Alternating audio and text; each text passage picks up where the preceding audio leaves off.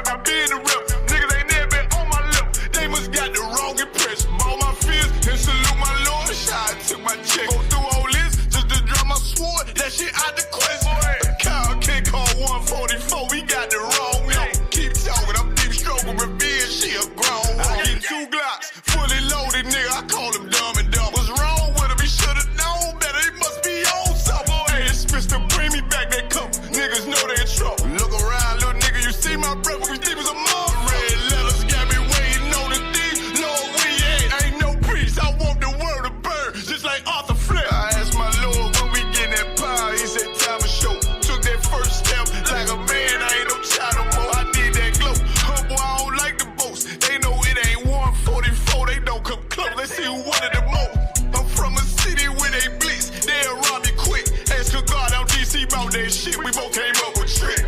I remember when I was lost and on the wrong path. Lies that I told my mother, lies that I told my dad. Remember I walked in the house, he seen all the stress on my head. Called you about that robbery after school, I knew what I did. Victim of peer pressure all along, I guess I was scared. I saw the niggas help Miss Graham that crack, I should've killed her. I understand our oppression, when she died, it was heartbreaking. About to take a trip to Newtown just to say I'm sorry, man. This the only family I gotta play to win. At least I'm for my children, so they ain't victim of they sin. Glory, cause I chased away that demon, try to take my kin. Can't taste that pleasures with a vengeance, he'll be back again. Niggas move by emotions, I'm a soldier, I can't comprehend. Just know when Satan put that pressure on him, he'll probably been. Jumped off in that water, he can hardly swim. Strap on me, to protect my people, I'm on God. I got a crazy bitch, love the crazy in me, call her Harley Quinn. Remember what you did for me back then, always a long friend. Text my nigga threw his life away, I'm in a dark place. You supposed to be right here with me, you chose the wrong side. Wasn't always friends, we locked in after no, I can't go like that, my lord, no, not this time. I am the rep, ask about my being the rep. Niggas ain't never been on my lip, they must got the wrong impression. All my fears and salute my Lord. I took my check. Go through all this just to drop my sword. That shit out the question. Kyle can't call 144. We got the wrong yo. Keep talking. I'm deep stroking revenge. She a grown. I get 2 Glocks fully loaded, nigga. I call him dumb and dumb. What's wrong with him? He should've known better. He must be on something. Hey, it's Mr. Bring me back that cup. Niggas know they in trouble. Look around, little nigga. You see my brother? We think it was a mom. Red letters got me waiting on the D. Lord, we ain't no priest. I want the world to burn, just like Arthur Flip. I'm trying to start this fire, but I'll be patient, Lord, I'll be still. My enemy took a turn for the worst. That shit gave me chill. Certified property ain't one Western. He don't fit the bill. On the call, cause next season wear a soldier circle on the field. I said we gon' teach him all to run. We gon' teach him all to kill him. If you can't go to him alone, then you ain't in this shit for real. Cap, you get them orders, what you do? How you keep your cool? How you find the truth? I said some niggas told me some real shit. When your hunter said God ain't 50-50, he revealed. Then Muhammad said you had these little things, you get the kill shit. I was lost, I thank the Lord, he put that zeal on me later. Don't say that, hold up, fuck that. I thank the Lord, he put that zeal on me later. So I got niggas up on Willow Road that still owe me a favor. It was a nigga up on Barron Roads putting me on case. Shit, I know a nigga up on Stain Road that shoot nice like the baby. Could've went crazy, you think you the one with trauma, huh? Nigga, please, I was with them boys in the hood, just like Jordan did some shit I ain't gon' never tell. Ones that know it's God in me. Why I get that mercy, Lord? Don't know why you guarded me. God, I know you love me. You saved my life that night on New Year's Eve. 'Cause I was out there riding with them demons like a dinner thief. Lord, I'm still trying to change. Please don't bring that darkness yet. It ain't hard to back with me, but I am the wrong one to tell. I let some brothers down to this day. It's my biggest regret. But I know this oath I took forgiveness is a bigger flex. The only reason I made the call, only reason I confess, so I can ride and watch the world burn, just like Arthur Flip. I am the rep. Hold on.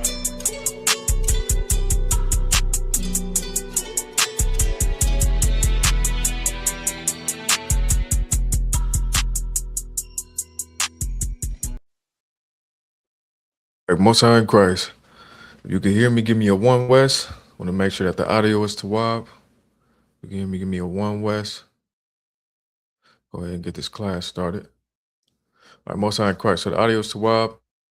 So I want to say Yahweh Shemi Awashai Barakatham To the brothers, Yahweh Shamar Alathan Bashim Yahweh Shai. To the sisters, uh, we're just gonna go ahead and get this class started. It was we are the Isupk, the Israelite School of Universal and Practical Knowledge, started out of 1 West 125th Street, Harlem, New York, under Commanding General Yohana.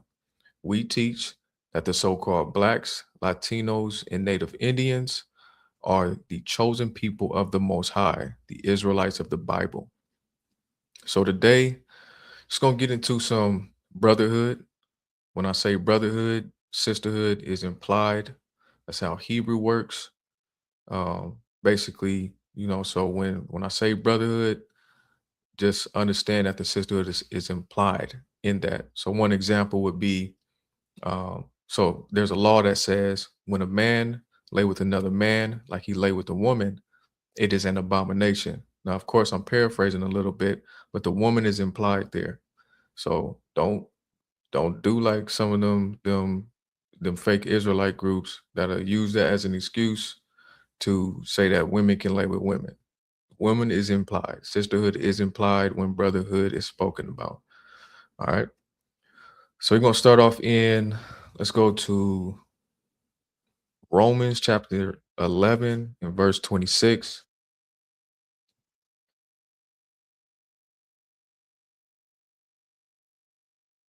Right. Like I said, we're gonna be speaking, tying these scriptures into brotherhood, making sure that we understand why brotherhood is important, because the law is centered around how we treat each other. It's centered around brotherhood. Without brotherhood, we really don't have much at all. So we just got to make sure that we treat each other according to how the Most High told us to treat each other. You can understand directly on how to treat each other when you look at the law, statutes, and commandments. That's our guidelines. That's our that's our guidelines. That's the best way I can put it. That's our instruction manual on what we're supposed to do when it comes to how we treat each other. So this is the book of Romans, chapter 11, verse 26. And so all Israel shall be saved. So this is an important message that we have to, as Israelites, let each other know. We have to let each other know that only Israel, because right here it didn't say so all Africans, it didn't say so all East Indians or any other nation of people. Nation is synonymous with race as it relates to the Bible. It's just now today people say race, and in the Bible it's nations. So there's no other nations of people that are involved in this salvation that's mentioned here. And it's important for us to communicate this with each other and remind each other of how us being a special people matters. That the Most High said he's going to save us. Because if we don't treat each other like we're going to be saved, we're going to treat each other just like we're going to keep, gang banging. We're going to keep using dope. We're going to keep, um, serving in Esau's military, going in and out there in Iran, and like in previous times we was in Vietnam and things like that. When we was in Vietnam, they was telling our people, the Vietnamese were telling our people, why you here? What you do here? This know you war, because we had no business out there. That wasn't our war. It's if we go to Iran or Iraq, when we went to Iraq, it wasn't for us to have any type of stock or ownership in the oil. When we came back from those wars, we still were in our captivity. We still were oppressed. We still were mistreated. There was actually a story of a Judite brother, a so-called black man, who came back from a war. I think this was I think after World War II, came back from a war. He went to ride a bus, asked if he can use the bathroom. The bus driver caught an attitude with him. He caught an attitude back with the bus driver. They kind of snapped on each other a little bit. The bus driver said, okay, it's cool. Go ahead. You go use the bathroom. Of course, the bus driver is a so-called white man. Said he got upset during that conversation. And after the brother came back from the bathroom, the bus driver ended up calling the police to have them come and deal with this brother. They made false allegations against him and turned it into a situation that had nothing to do with him going to the bathroom. And this is a brother that just came from serving in a world war, fighting their war. That is not our war. Is in our captivity, we fight their wars. When we act like we're not going to be saved, we go about it in that way by coming back in uniform like he did. And just to make a long story short, he ended up getting his eyes gouged out. They gouged his eyes out, and they used the excuse to say he was drinking the beer in the back of the bus. That was their excuse when he wasn't even drinking the beer in the back of the bus. But if there was a brother during that time to let him know that who we are as Israelites and that it matters that the Most High said that he's only going to save us, he wouldn't have been in that position. He would have never been in that uniform. He would have never ended up in that war. He would have never ended up getting his eyes gouged out because he would have seen, especially spiritually, what mattered most. And that is Israelites. Being the Most High said that we're special. So we have to treat each other in that way. If the Most High said that we're worth being saved as long as we follow his law, statutes, and commandments, then we have to communicate to each other that we're worth being saved in those proper conditions if we meet those requirements. When the Most High said that, and so all Israel shall be saved, that should mean something to you. As it is written, there shall come out of Zion the deliverer. So this right here is Christ, Zion the deliverer. So he's sending the greatest brother to ever live. This was a Judite, which is today, Judah is the so-called black man or so-called Negro of today. You can see us in Brazil and pretty much all over the Americas, mainly in the South, in like South America and North America too, of course. I'm a Judite myself, there's plenty of us. Yet the thing is, Christ is a Judite. Christ is a black man. And his father said, the Most High said that he's going to send him. This is the man who showed the greatest form of brotherhood that anybody could show. And that's to die for your friend. That is to die for your people. He died for our sins so that we could have a chance at grace, which is a period of time for us to get ourselves together to prepare to be saved. We have to be able to understand this great, I would say, achievement, accomplishment, this great feat that he was able to accomplish because it directly affects us. It directly shows us the greatest example of what brotherhood looks like. So the way we treat each other, we have to be able to put our honor before our physical being. We have to make sure that we don't put who we are as God's chosen people. Salakit, we have to make sure that we don't put our physical before being the Most High's chosen people. We have to make sure that we put keeping these law, statutes, and commandments before gangbang, before shrimp, crab, and lobster. We have to make sure that we do that so that we can follow in the steps of Christ, Zion the deliverer. We have to make sure that we practice those ways of following the Most High so that we don't be stuck in this condition and don't get saved. I don't know about you, but I'm trying to speed it up. I'm not waiting. I'm not contemplating anything like that. I'm just trying to put my brick in and wake more of our people up so that we can share that message, so that we can understand who we are as Israelites and do like Christ did. Put your brick in, follow these law, statutes, and commandments, and make sure that we put our honor before just our physical carnal being. And shall turn away ungodliness from Jacob. So once again, here's a double down. We should know, if you don't know at this point, Jacob's name was changed to Israel. So he just doubled down and said Israel is going to be saved. When Christ come back, that man whose skin is like burnt bread, like brass has been burned in the furnace, when that black man cracks that sky and he comes back to save us, you have to understand that he's only saving us because the state and condition that we've been in all this time, largely in part due to a lack of brotherhood, of letting each other know to keep these laws, statutes, and commandments. When he comes back, he's coming back for us. And he's going to turn away that ungodliness. He's going to turn away those things that have kept us in this condition. He's going to stop us from sinning, from doing those things that are against the Most High's law, statutes, and commandments. And it's important to understand that, because as long as we don't follow the Most High's law, statutes, and commandments, we're just gonna be stuck in this condition. So we're gonna get. Let me see. I'm gonna get Jeremiah 31. Let's do 30. Yeah, let's Jeremiah 31.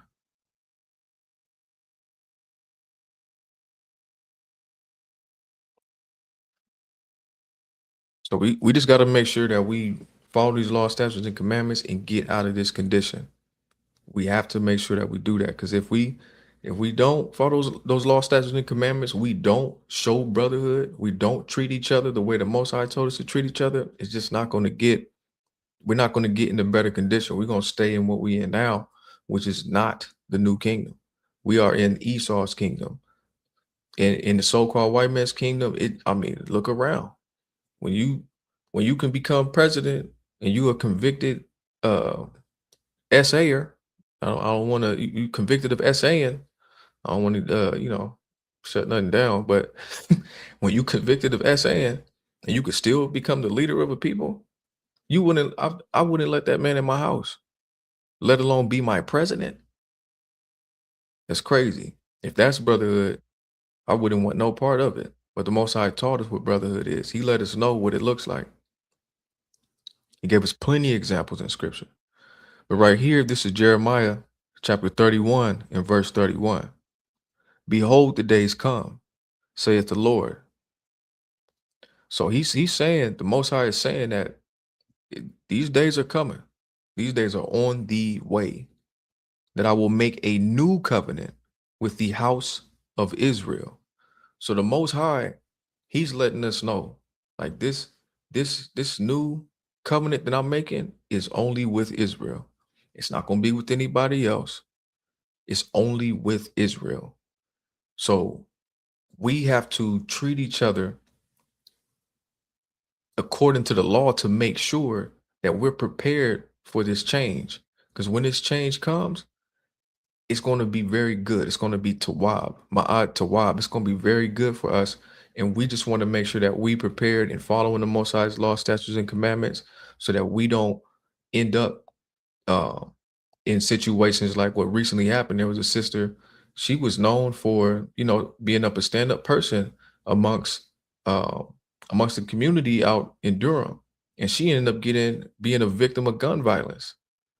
If there was brotherhood amongst that place where she was at, if there was more brotherhood in Durham, North Carolina to be specific, if there was more brotherhood there, that wouldn't have happened.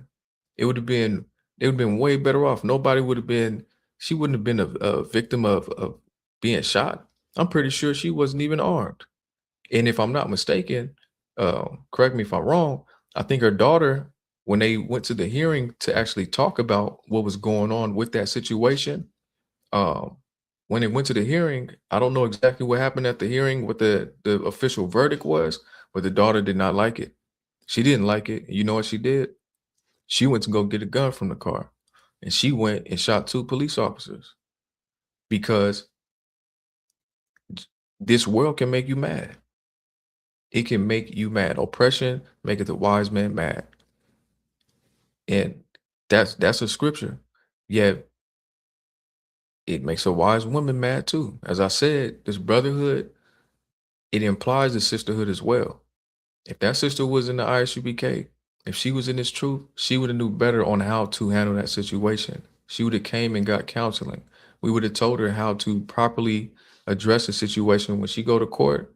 Carry yourself in this manner. But her spirit was shaken.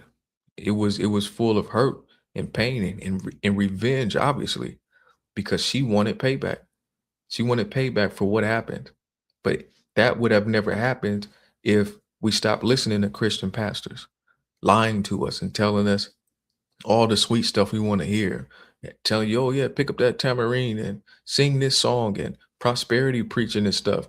Telling that not even won't even dare go into the law. They say it's too bloody for them. But the violence in the streets that they're not helping to stop, that's not too bloody for them. You want to know why? Because it's lining their pockets. It's not too bloody for them. As long as your blood puts a gold chain on your pastor, as long as your blood puts that nice big tall whatever it is on the Pope's head, and he stays in a nice big house and has his own city or whatever. I think the Catholics have their own city called the Vatican.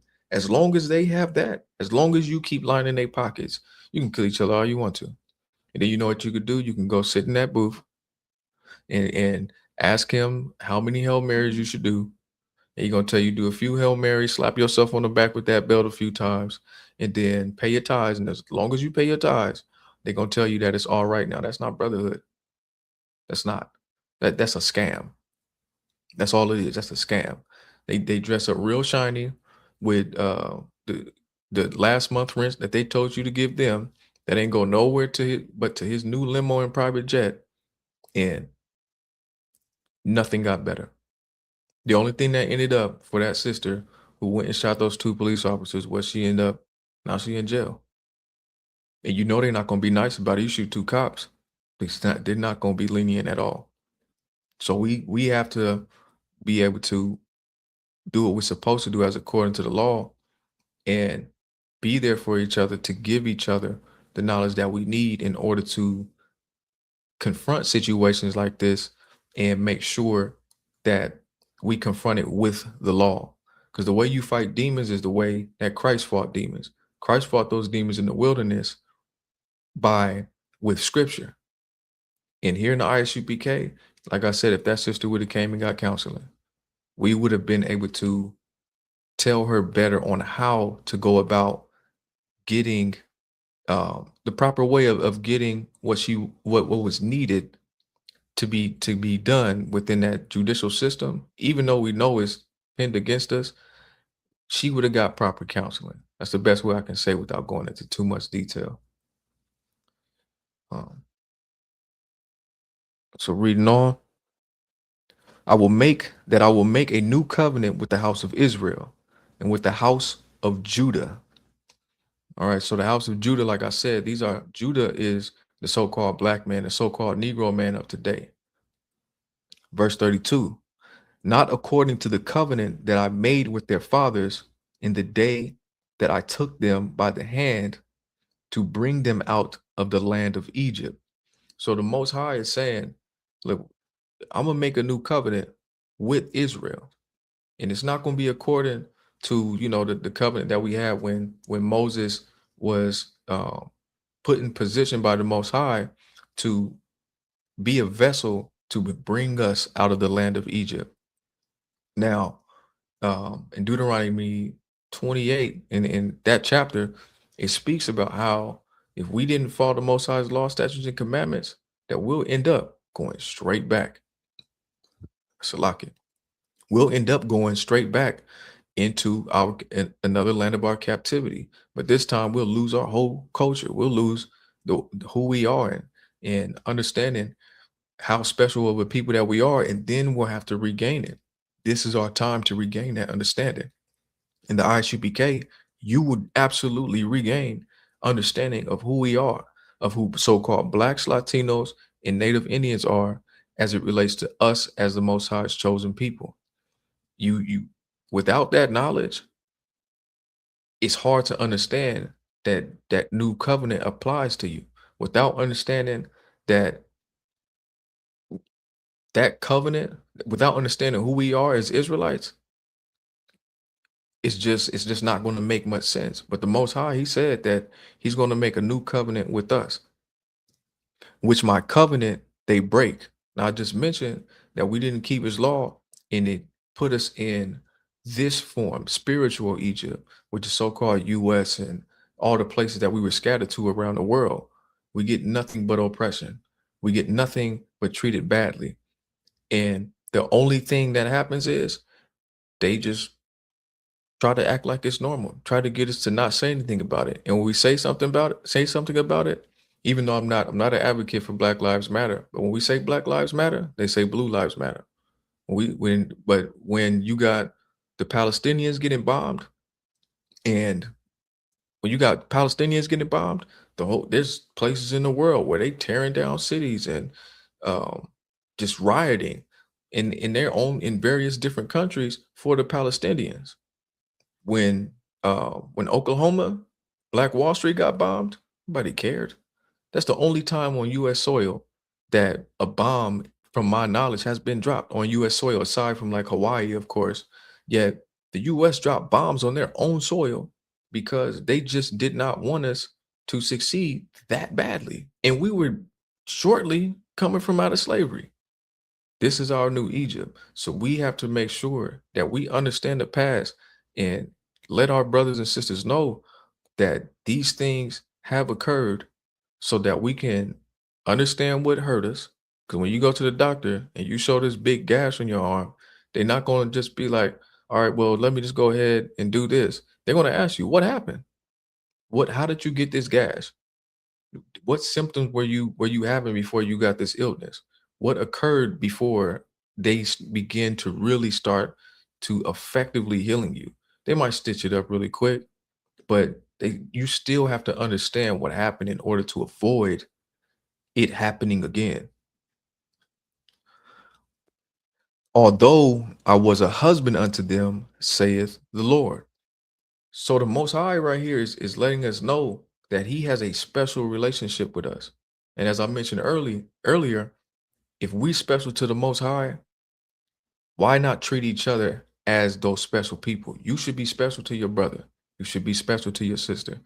We as Israelites, we have to be special to each other, because if we don't treat each other special, then we're not honoring the Most High treating us special and letting us know, because the Most High, he has a very close relationship with us.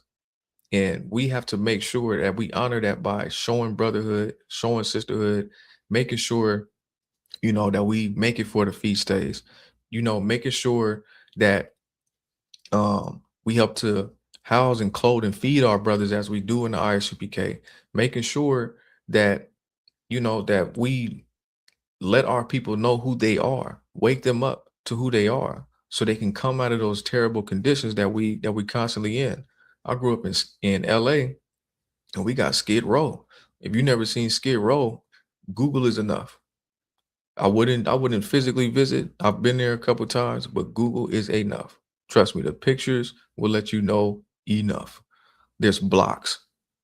I'm talking a few blocks of nothing but homelessness. And you want to know what's going on right on those same blocks? Jay-Z's driving into a studio that's literally on the same block.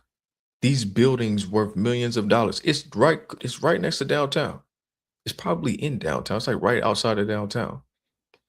Jay-Z's driving into I've seen multiple different artists and stuff driving to they black Tahoes and Suburbans and all that stuff, driving to these studios. And there's like a super high, I remember there's a place where they sell clothing, like high fashion clothing, like right there on Skid Row. We have to let our people know where we came from and how we get out of it.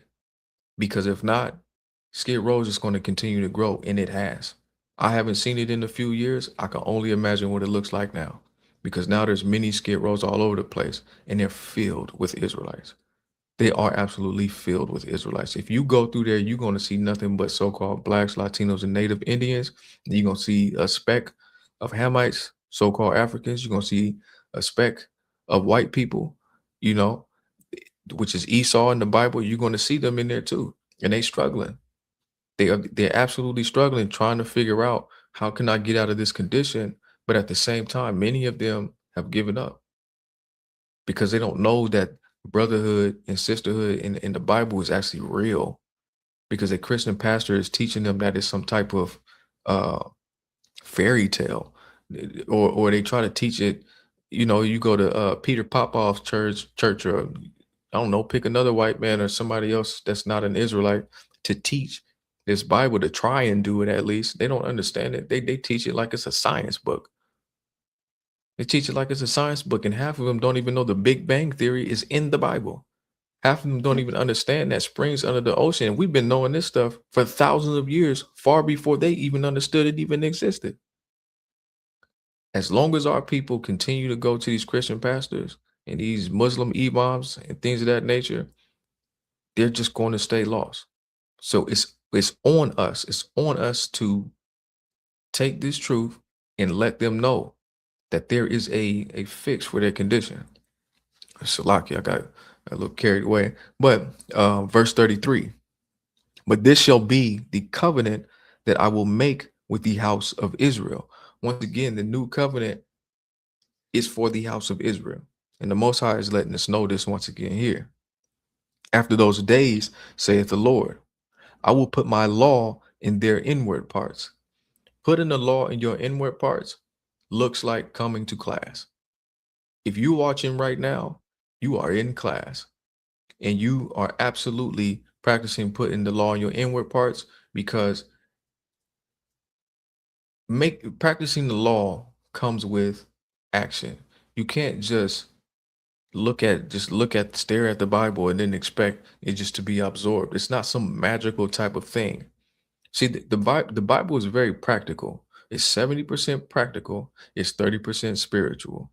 You're going to have to practice keeping these laws. You're going to have to put it in your inward parts. Like, you're going to have to make it a part of your daily life and make sure that you practice it daily. It took practice for me to to become a new creature, to go from the old man and become the new.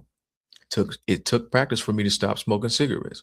It took practice for me to stop smoking weed. It took practice for me to stop eating pork. It took practice. It took day in and day out repetitions to where I had to understand the benefits of what it meant to keep the law.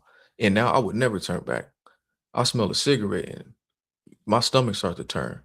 I smell pork and literally my nostrils start to tighten. Once you leave those things alone, you start to realize certain things. Like, I think everybody's allergic to pork, because now my nostrils start to tighten, and I've never felt that, at least not that I can remember, at any point in my life. Because from birth, I'm pretty sure I was being fed pork from birth. At maybe not from birth, but as soon as I was weaned, I'm pretty sure I was able. They was feeding me pork. You wake up in the morning, they give you some eggs and bacon, and you're just a toddler. You don't know the difference. But we have to be like babes in the truth and totally conform to what the Most High is saying. You have to totally embrace the law, because if you don't put that in your inward parts. Now it's like now it's like automatic for me. Keeping the law is like automatic. I go through a certain amount of, like, a few sections of the law. I'll go through them every day.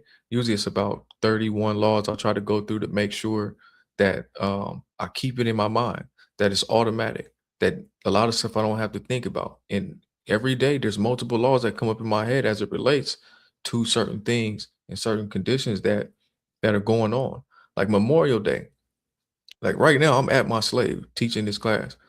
And I think it was yesterday. See what I'm saying? So, but Memorial Day, um, there's a certain thing I had to do at my slave, to where basically I didn't know if it was shut down for Memorial Day. I didn't even know it was Memorial Day. And one of the clients had let me know. They said, "Hey, we don't have to do this today because it's Memorial Day." I was like, "Are you sure?" I even remember if people get the day off for work on Memorial Day, because when you've been taken so far from the ways of the world and you come into the ways of the Most High, which is His law, statutes, and commandments, those things start to fade, and you start to realize how impractical and irrelevant that they really are. And when you start to practice the law, you start to actually realize all the benefits that come from practicing the law. You start to feel, you get more energy and Don't be sick as often when you stop eating shrimp, crab, pork, and all those unclean foods. I seen so-called white man at Edomite. He was eating the armadillo raw. Good night. And write it in their hearts. Once again, in order to write that in your heart, write the Most High's law, statutes, and commandments in your heart, you have to do it daily. I get it. Sometimes it's more difficult at times than others, but get counseling. I don't care if you're not in the ISUPK, call for counseling. I remember witnessing, this is when I was still living in Kenya. I remember witnessing Captain Tazariak counsel a Edomite woman, counseling her on about the death of her daughter as it pertains to where she ends up after this physical realm. And even in that situation, like that was based off of the lies that was told to her from the Catholic Church. Get counseling. Make sure that you go and you get counseling for whatever that thorn is in your side, like Paul had. We all have to fight demons. We fight them every day. Life is war, and you should be fighting those demons. Matter of fact, I got a quick question. Maybe somebody in the chat can take a shot at it. What does a demon sound like? That's what I want to know. What does a demon sound like? Though life is war, and when you get counseling, it makes it so much easier. We have some Adawanium, which means lords, some men who rank above us inside this school that have been able to teach us from Commander General Johanna all the way down. We got some brothers in this school that will give you counseling, and trust me, it makes it way easier when you know how to fight the battle. You wouldn't just go into a boxing match and then just be like, well, you know what? I'm gonna just go in like Ray J and just start throwing stuff. I ain't gonna do much workouts or nothing like that. I'm gonna just get to throwing. I'm not gonna learn how to turn my hook. I'm not gonna learn how to turn my straight. I'm I ain't gonna bob weave or nothing. You have to learn how to fight that battle. Don't do it alone. You don't have to. Like I said, even if you're not in the ISUPK, call for counseling. Contact us for counseling. We will absolutely give you the answer, and it's based off the Bible. We're not going to answer the phone and then tell you, you know what? As long as you give me about 15 bands, give me about 15,000, I'll hook you up. No, we ain't gonna do it. It's gonna be free. All right. It's gonna be free counseling. Now, I don't see really any answers for what a demon sounds like yet. So I'll give it a little bit more time and then I'll give you the answer. um, I see Yabashim Shabakata. I see Trooper Yazakar is in the building. Shout out to that brother right there. It's a Tawab brother. Um, so I will say I'll just go ahead and say the answer for the sake of time. A demon sounds like exactly. Khan. Trooper Yazakar got it. It sounds like you.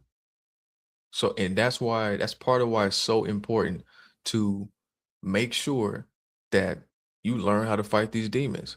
Because you thinking that it's supposed to sound like a Ooga Booga off of I forget that cartoon racing game, but you think it's supposed to sound like some type of exorcism or something. A demon don't sound like an exorcism.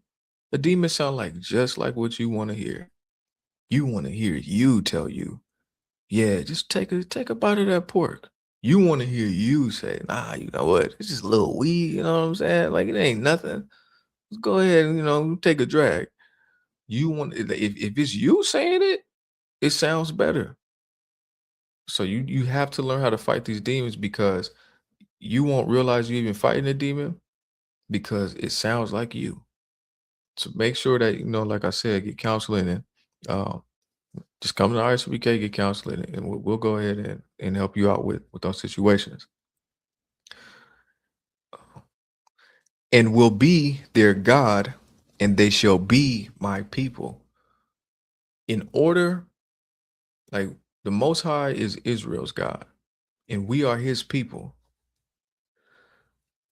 Yet, in order for us to get around that bend, to make that turn, and to that better situation for our people, we have to show brotherhood. We have to treat each other better. We have to treat each other much better than the way that we've been treating each other in recent times. We have to. Shalom Adam, Shalom Yabashim Shabakatah. And we have to make sure that we treat each other better, because the way that we've been treating each other recently is not okay. I know when you heard it in that rap song and they said, "Hey, yeah, I like sleeping with my brother's girl." Uh-huh. Yeah, no. That's that's not it. You don't sleep with your brother's woman. That's not it. That's not brotherhood. Stop looking at entertainers like they're your leaders, like they're gonna teach you something. Stop looking at Denzel Washington like he's going to all of a sudden show you how to get rich and make things better in your life if you act like him. That's not going to change anything. Denzel is not Jesus. He is not Yahweh in the Hebrew. He's not going to show you how to show real love to your brother. Cardi B, sis, she's not going to show you how to get a man. She's going to show you how to keep them running away from you. She's going to show you how to how to be nasty. Just to put it nicely. I had a few choice words I was going to use, but I'm gonna keep it PG for the kids. But it's the way we treat each other. Like I said, brotherhood is at the core of the law. It is at the core of the law because the law is built around how we treat each other. And the Most High wants us to treat each other the way He told us to, not the way some entertainer told you to treat each other. Now, I'm not saying that there's anything wrong with, listening to music. It's just music. They entertainers, and in ICBK, we look at them as entertainers. I like how the baby raps too. It's a nice cadence to it. The baby, but the baby don't have the law. All right. So we're gonna go over to Matthew's 5:17. Go over to Matthew's 5:17. See. All right, so this is the book of Matthew, chapter 5 and verse 17. Think not that I am come to destroy the law. So as I mentioned, the law is very important for us to keep, because at the core of the law is brotherhood. It's centered around how we treat each other. It's centered around how we treat each other. A lot of the law people misunderstand because they don't understand the spirit behind the law. And oftentimes, pretty much every time, it's built around how we treat each other. We have to make sure that we teach and make sure that we tell and get our people in class so that they can understand that keeping this law is super important, because as long as we don't keep this law, we're gonna stay in the same condition that we've been in. Christmas ain't gonna get you closer to God, homie. It ain't. That tree ain't gonna make you no better. None of that. I remember as a kid, by the time I got to about maybe 11, 10 years old, I knew after I opened them presents, I ain't have to stick around the family or nothing like that no more. I just go in my room, chill, and do what I want to do now. Because I knew those presents made no difference. I knew that tree made no difference. I knew nothing was going to change about them. Everybody got baptized, but this one went down into the water. A drug dealer came up a wet drug dealer. This one went down into the water, a hole, came up a wet hole. This one, and such and so forth. You get where I'm going with it. I knew there was nothing going to change about it. Nothing. Just because you sit there and you pretend like you care about each other on this day that you feel forced to care about each other. You should never feel forced to care about each other. But it is absolutely in the Most High's law that we must treat each other according to the law, that we must love each other, that we must protect each other and show care to each other. There's a law that says, do not fear your enemy. You should not be scared in the face of non-Israelites. You should not be scared to let your brother know or let your sister know, hey, look, that cigarette you smoking, it ain't gonna do you no good. And plus, the Most High, he don't really like us doing that. Find a way to let them know. Find a way to where they'll understand, or at least the best way that you can put it. Because I don't recall the exact scripture right now, but there's a scripture where it says try a certain amount of times, you know, and if they don't get it, I think it's by like the third time, you know, leave it be. But do not let their blood be on your hands, because if they sitting there smoking that cigarette or they sitting there smoking that weed, and somehow because you didn't say anything, you end up sitting in the hot box, and let's say that they died from smoking that weed because you didn't tell them it was a sin, that blood is on your hand. So we have to show better brotherhood, better sisterhood of communicating with each other. And I get it, you know, not everybody is comfortable with confrontation or comfortable with um, you know, just having those type of conversations. But understand that's not what you do, it's how you do it. Do it, do it in the Tawab spirit. Do it in the spirit to where they're going to understand that you care. They're not going to take it as, oh, they think they too good. Now they in the ISUPK now. Now they think they are of above me now or whatnot. Nah, you black just like me. You Latino just like me. You Native Indian just like me. And we are God's chosen people. They must understand that you actually care. They must understand that it's brotherhood. That is, and it's not hood first, that you're not coming against them, you're coming for them to understand that the Most High's law, statutes, and commandments matter. And there's multiple ways to communicate it. You don't always have to bring up scripture. You can just communicate it in ways to where they understand, like, okay, well, maybe that's not good. Because if somebody's smoking weed, you tell them, okay, well, do you smoke your Advil? When your doctor prescribed you that Oxycontin, did you smoke that too? So why is it that you got to smoke this? What's the point of it? You know, we have to let each other know about these things. So about the law, so that we can continue forward. So moving on, or the prophets.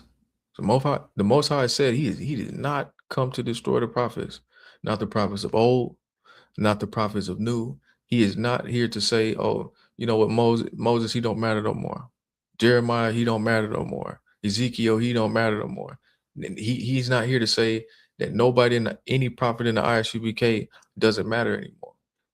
We still have to get on that pulpit of wood and show and tell our brothers and sisters that they matter to the Most High.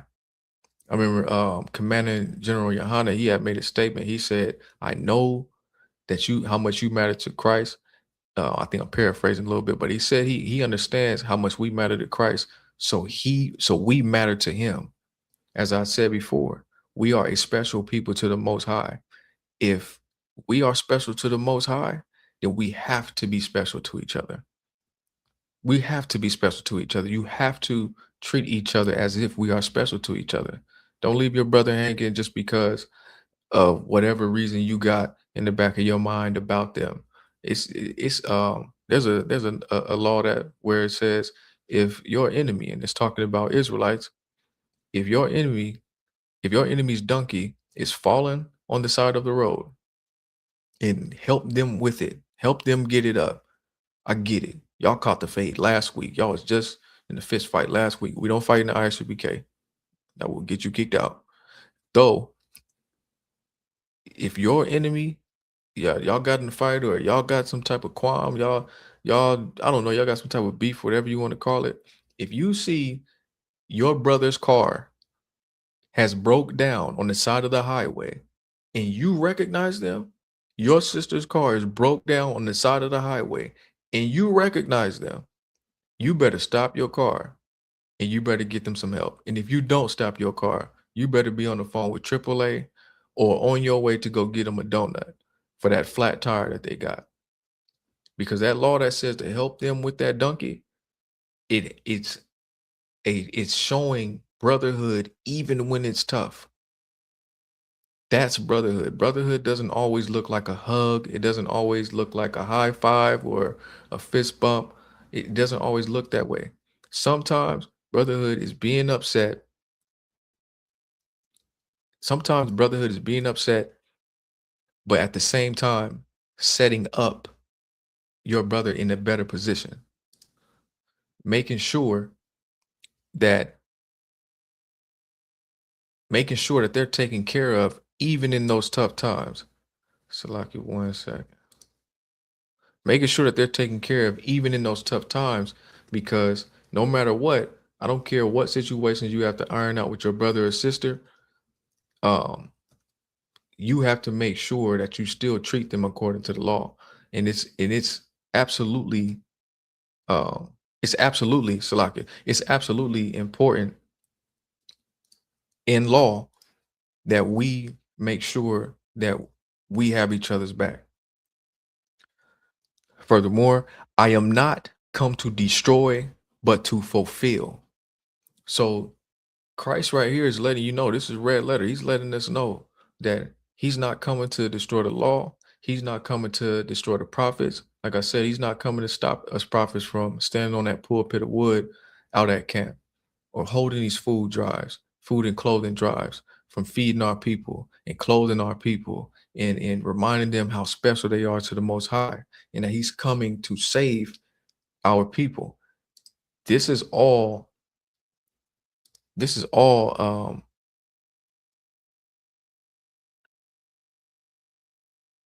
this is all not going to be, he's not destroying the law. He's not destroying Slack. He's not destroying any of that. He's not destroying that. All of that is staying. He's coming to fulfill. He actually made the law harder. He made it harder. Like now, you, like I mentioned earlier, committing adultery against your brother with his woman, like when the action of going to commit the adultery in the Old Testament, that was in the Old Covenant, that was actually just, you had to go commit the action. Now Christ said, if you think about it, like you committed adultery. If you thinking about laying with your brother's wife, like you already crossed the line. So no pun intended. Shout out to Captain Saryak and Captain Katazai Cross the Line Radio. Yet you're crossing that line. You're crossing that threshold. The law has become tougher to keep now at this point. So he's come to fulfill the law. He didn't come to do away with it. And he's come to make sure that these prophets and the Isupk, and that we continue to let each other know that this brotherhood is extremely important. Verse 18. For verily I say unto you, till heaven and earth pass. So he's saying till the sky, because heaven has a context. It is a condition, but it also can refer to where the Most High is at, and it also can refer to the firmament that is around the earth. So the firmament is the reason why when you see spaceships and they go into space, why they have to have those thrusters going at such they have to push them so fast to where they can break through that firmament, because the firmament is a thick layer around the earth. It's see-through, you can't really see it, but if you're not going fast enough, you're not going to get through it. It's like an invisible wall. Think of it similar to that. It separates space, which is made of water, from our atmosphere, so that it doesn't break through, and then we end up getting flooded with the liquid atmosphere from space. So in this case, Christ is saying in this situation that until heaven and earth pass, he's saying until that firmament passes away and the whole planet. So he's just saying not just the earth itself, but the firmament too. And until that passes away, one jot or one tittle shall in no wise. Let me stop there for a second. One jot or one tittle, not a period out of the sentence, not a comma, not a cross on the T, not none of that, shall in no wise pass from the law. So he's saying right here, none of that is going to be erased from the law. Not a yeah. Salaki, if I could, Salaki, I ain't even cut you off, brother. You to You what? can hear me? Yeah, most on Christ. What's my Brother, Christ? you going in, man. You doing your thing. I see you. I see you, brother. But What's my Christ? I wanted to point something out, as that one jot and one tittle that can also refer to your politicians, the ones that's in the higher power of the ones that have a say so, the ones that make our laws. right? Well, here in America, crossing the T that's a big thing, right? And even Con, down to the lowest, the poor people here in America. Of course, our blacks, Hispanics, and Native Indians, and of course, the ones that's in a position of power. That dotting of a T is a little thing. So even the poor and the high and mighty have to keep this law, man. This law is always going to be here. It's for our well being, something that's going to make us better. So, like, con, that's it. con, absolutely. No, that was a direct hit. Target is finished. That's destroyed, but this law is not. Christ said he did not come to destroy the law at all. And what the brother just said right now is definitely tawab and true. You can't when Christ said he's not doing away with it, he's just not doing away with it. He'll all be fulfilled. So until all be fulfilled, nothing's going away with this law. Nothing's going away. So until Christ come back and crack that sky, or whenever the Most High deems it the right time to do away with the law, then that's when we might consider it. But as of now, this law is still going. It's still continuing today. Your Christian pastor, like I said earlier, they they don't care that you're gonna keep fighting in the street. They don't care that you kill each other. They don't care that you're still on dope. They don't care about none of that. There was one woman. It was time to bury her mother. This is a story about another Judite sister. It was time to bury her mother, and her mother had been in this Christian church, I think, like 40 plus years, and they she was asking, her daughter was asking that um they help out with the funeral, like just expecting them to do it for free. Yet the pastor ended up trying to charge her, and not just charging her no little amount of money. It might be little to some people, but for the most part, not charging her a little amount of money. And then after being there for 40 years, any amount of money really is not little. Yet when she went to when the pastor responded to her, they tried to charge her, and she basically said, like, my mother's been here for 40 years, 40 plus years in this church paying her tithes, and she can't get a proper burial here. See, that's how the Christian church will leave you. The Christian church will absolutely dog you out because they don't follow the law. They will see you on the side of that road, like I mentioned with that law, where it says if you see your enemy, which is just an Israelite that you're not getting along with, if you see your enemy's donkey on the side of the road, you help them with it. That Christian pastor, they see you on the side of the road, you could be in their church for 40 plus years. 40 plus years. You ain't missed tithes, you ain't missed communion, you ain't missed none of that. But you could be in there for 40 plus years, and they will see you on the side of the road, and they will not help you. They will act like they did not see you and didn't see you at church on Sunday, and still tell you to pay your tithes and be like, "Oh, I didn't know, sister so and so. That was you up in that 2002 Honda Civic. Girl, I didn't see you out there, sister. I was driving by, but I didn't see you out there in my Bentley, in my Rolls Royce, with your money that I used to pay for it. I can't, but they will not help you. They will leave you out there stranded. They will not help you at all because they do not follow the law because they think that it's done away with. That's why they don't touch the law when you in church. That's why they don't do it at all. But verse 19, whosoever therefore shall break one of the least commandments. It's one of Christ said, if you break one of the smallest commandments, I'm talking about one of the smallest commandments. Like, well, I'm gonna continue on and teach men so. If you break one of the smallest commandments and you teach men so, you think, okay, let's, like, going back to those Christian pastors, they'll teach you, it's okay to eat pork. The law is done away with, and don't even understand what they're saying because you can't do away with one. Christ said, not one jot nor one tittle. You can't just do away with one and then the rest are not done too. So if you ask that Christian pastor, okay, what about murder? So you can murder now? They'll say, no, you can't murder. That's in the commandments, but that's the law. They don't understand that they're saying that if you can eat pork, you can now murder too.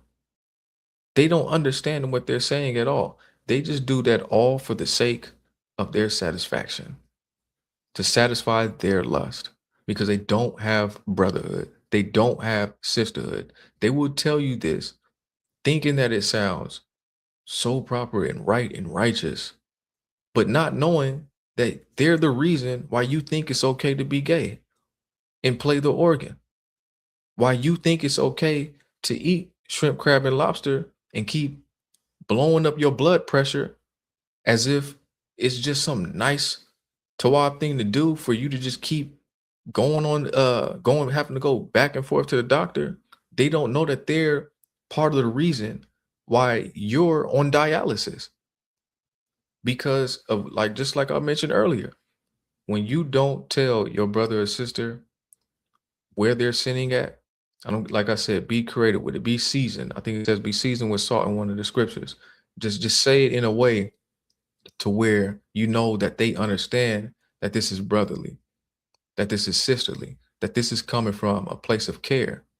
If you don't let them know that eating that pork is bad, that what the pastor said about, oh yeah, you can eat this pork, correlates directly with the rest of the law, be if it's done away with, that now that's okay too, that now that means you can murder too. If you don't let them know that that pork is bad for them and they continue to eat that pork, their blood, if they die, their blood is on you.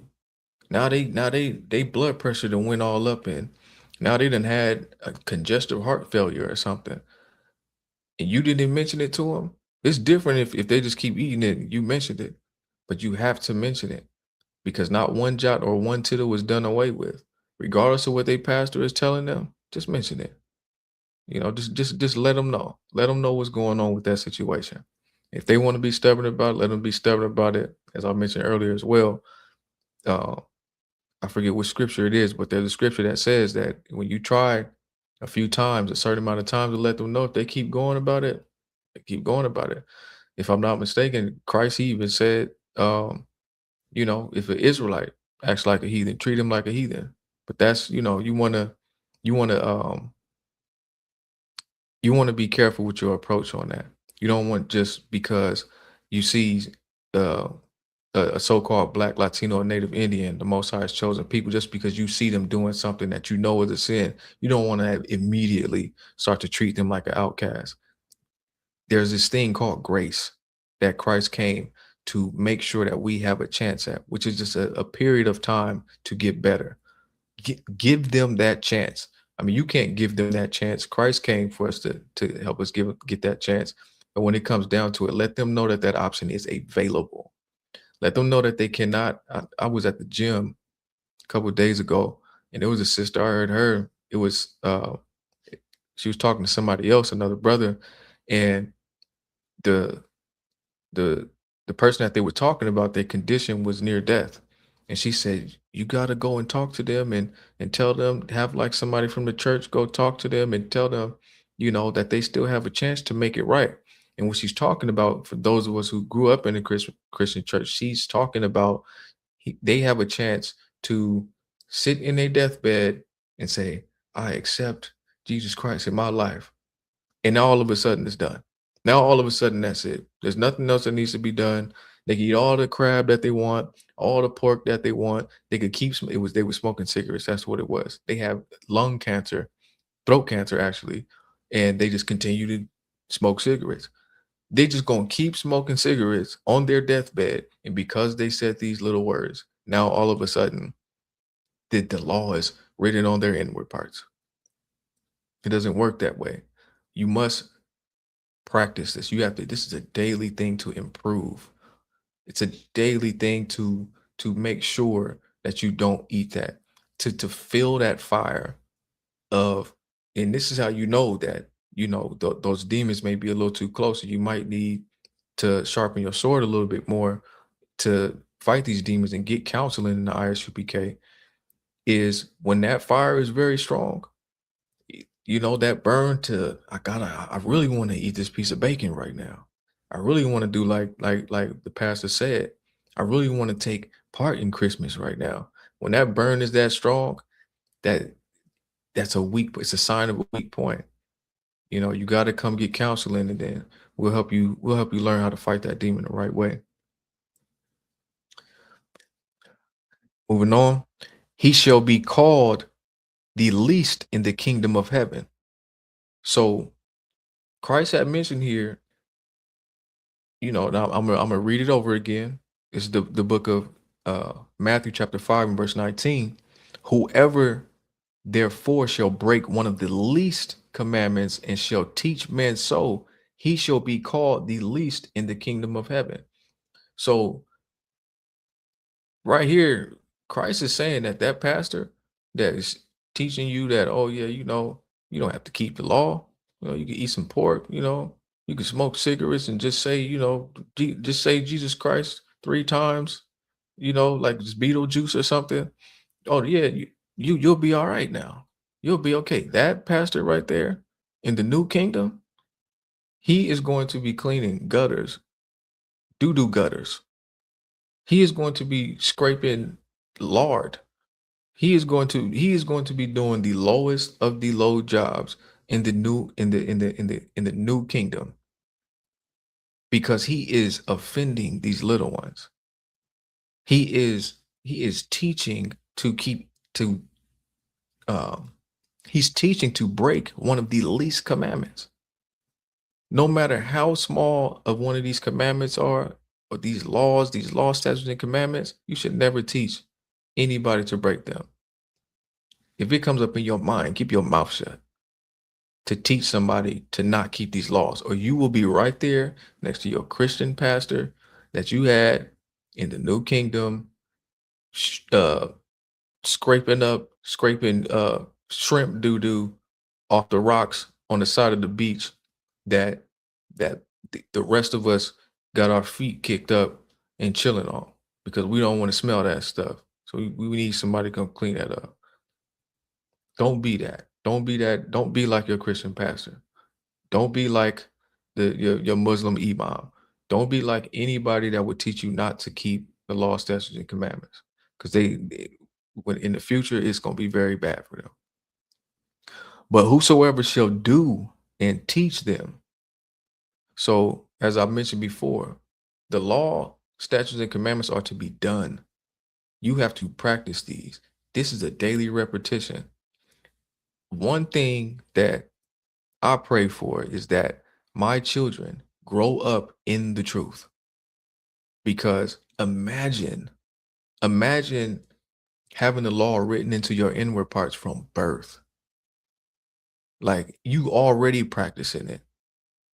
I would love to see a child who's grown up in the truth, how they look at pork, how they look at shrimp, crab, and lobster, how they really analyze these things based on what they know about the truth, because the truth is all they know. They looking at these people eating this stuff, and they like, you do understand that some animals are not meant to eat. Like, there's a law that says don't eat bats, hoopos, eagles, vultures, ostriches, these different birds. And if you notice, what a lot of them have in common is they eat blood, they eat flesh, they eat stuff that is not good for us to eat. Right. It's like, if I could. Can you hear me? I'm just making sure. Come. Yeah, most high in Christ. Perfect example of a brother that grew up in the truth is Kevin Ariah.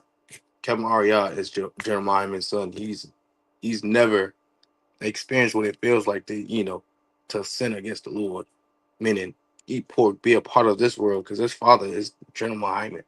Like, but that's all I have. But I mean, he's literally like the perfect example. I actually had seen I think it's on GP or Gadalhar's Perspective. Captain Gadalhar, he has a YouTube channel called Gadalhar's Perspective, and I think I seen a interview with him, and I remember him explaining some of his experience. Though I would like, to be able to get more detail on what that's like to like witness, you know, like especially from like a baby, like a toddler. Can you imagine a toddler? They friends got pepperoni pizza, and they got some chicken, and they in the ISUPK. You know, this Tyler's in the ISUPK, and they know not to touch that. And they looking at their friends like, what in the world is this?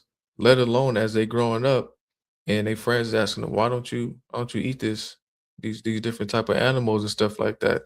And they let them know, like, you know, that shrimp are just sea roaches. Would you eat that roach crawling right there? Some That's, animals are just meant Salaka. I was saying, Slack. I was saying that's right. That's Uh, a fact. Yeah. some animals are just meant to do things like clean up. They have different functions. Like some animals are just meant to clean up. Like a pig, if you leave it long enough, you don't even have to walk away from it. You could just watch it. And if it's left alone long enough, it will eat its own feces. Some animals are just vacuum cleaners with flesh. You wouldn't eat your vacuum cleaner. Do not eat that animal. So, just being able to, have the opportunity to raise children in the truth in the ISUPK is something that is absolutely a blessing. And we have to be able to take advantage of. Make sure that we raise more of these children up inside the truth, because now that brotherhood, it trickles down the line into the children. And one thing that you could see even in heathen cultures is that children are very important when it comes to the maintaining a culture and building a culture, because they pass it along and it's all they know. When you see an East Indian and some of the nasty things that they do, it's all they know. So when you tell them that it's nasty to put your foot in somebody's food while you cooking it, before you feed it to them, they will look at you like you crazy. They will look at you like you are absolutely insane, because this is all they know. We need to have our children being raised up in this truth, understanding that anything against the Most High's law, statutes, and commandments is insane. Electing a president that is a SA offender is insane. When so-called blacks, Latino, and Native Indians cannot get a job sometime with a misdemeanor, but you elect a president with 36 felonies just because he's a so-called white man, is insane. Eating shrimp, crab, pork, and lobster, the vacuum cleaners with flesh, is insane. We have to be able to communicate these things with our brothers and sisters so that more of us can understand why these things are important, so that less of us get lost in the sauce of Esau's kingdom, of what's going on in his kingdom. It was here recently I seen, I think it's DeGeneres, Elvin DeGeneres. I don't know. She got like a famous TV show or something, but she's been diagnosed with something called kuru. And kuru is directly linked to cannibalism. And I don't know if you know about the Epstein files that they keep trying not to talk about, but a lot of people, Trump, who was mentioned in there, I think thousands of times, if I'm not mistaken, but a lot of those people, those people way up in those high seats in the white man's kingdom, they was eating children. So I'm not surprised. I wouldn't be surprised if she was found in there a few thousand times and she was eating some of that baby jerky, because to her, that's not insane. To those people in those files, that's not insane. To them, it's just another day, another day, another baby jerky. To them, it's just normal. We have to teach our children to avoid being around those situations and not understanding what exactly they're around, or they will eat some of the jerky. And Christ right here is letting us know, when you teach people to eat some of the jerky, to not keep one of the least commandments, which I don't think that's one of the least commandments, cannibalism is crazy. Though, when you teach our people to do those things, like, there's a special place for you in the new kingdom. And trust me, It's as low as it gets. But whosoever shall do and teach them, the same shall be called great in the kingdom of heaven.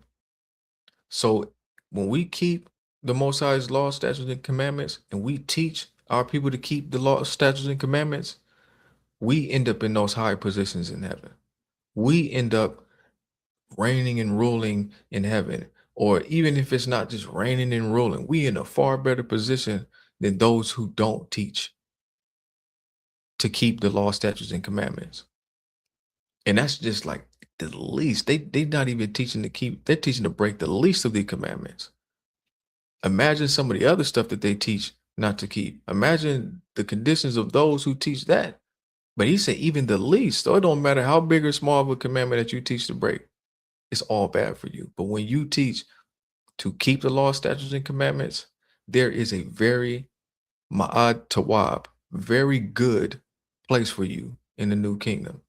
A special place that is prepared specifically for you for doing what you were supposed to do, making sure that you didn't teach your children to be like Jeffrey Epstein and his children.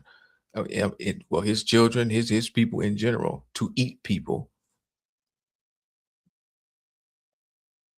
I'm gonna go ahead to 1 John chapter 3 and verse 4. 1 John chapter 3 and verse 4. But like as mentioned earlier, we're special to the Most High. So we have to treat each other accordingly. If you special to the Most High, you special to me.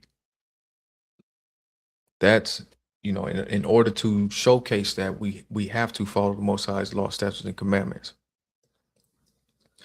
This is the book of 1 John chapter 3 and verse 4. Whosoever committeth sin transgresseth also the law.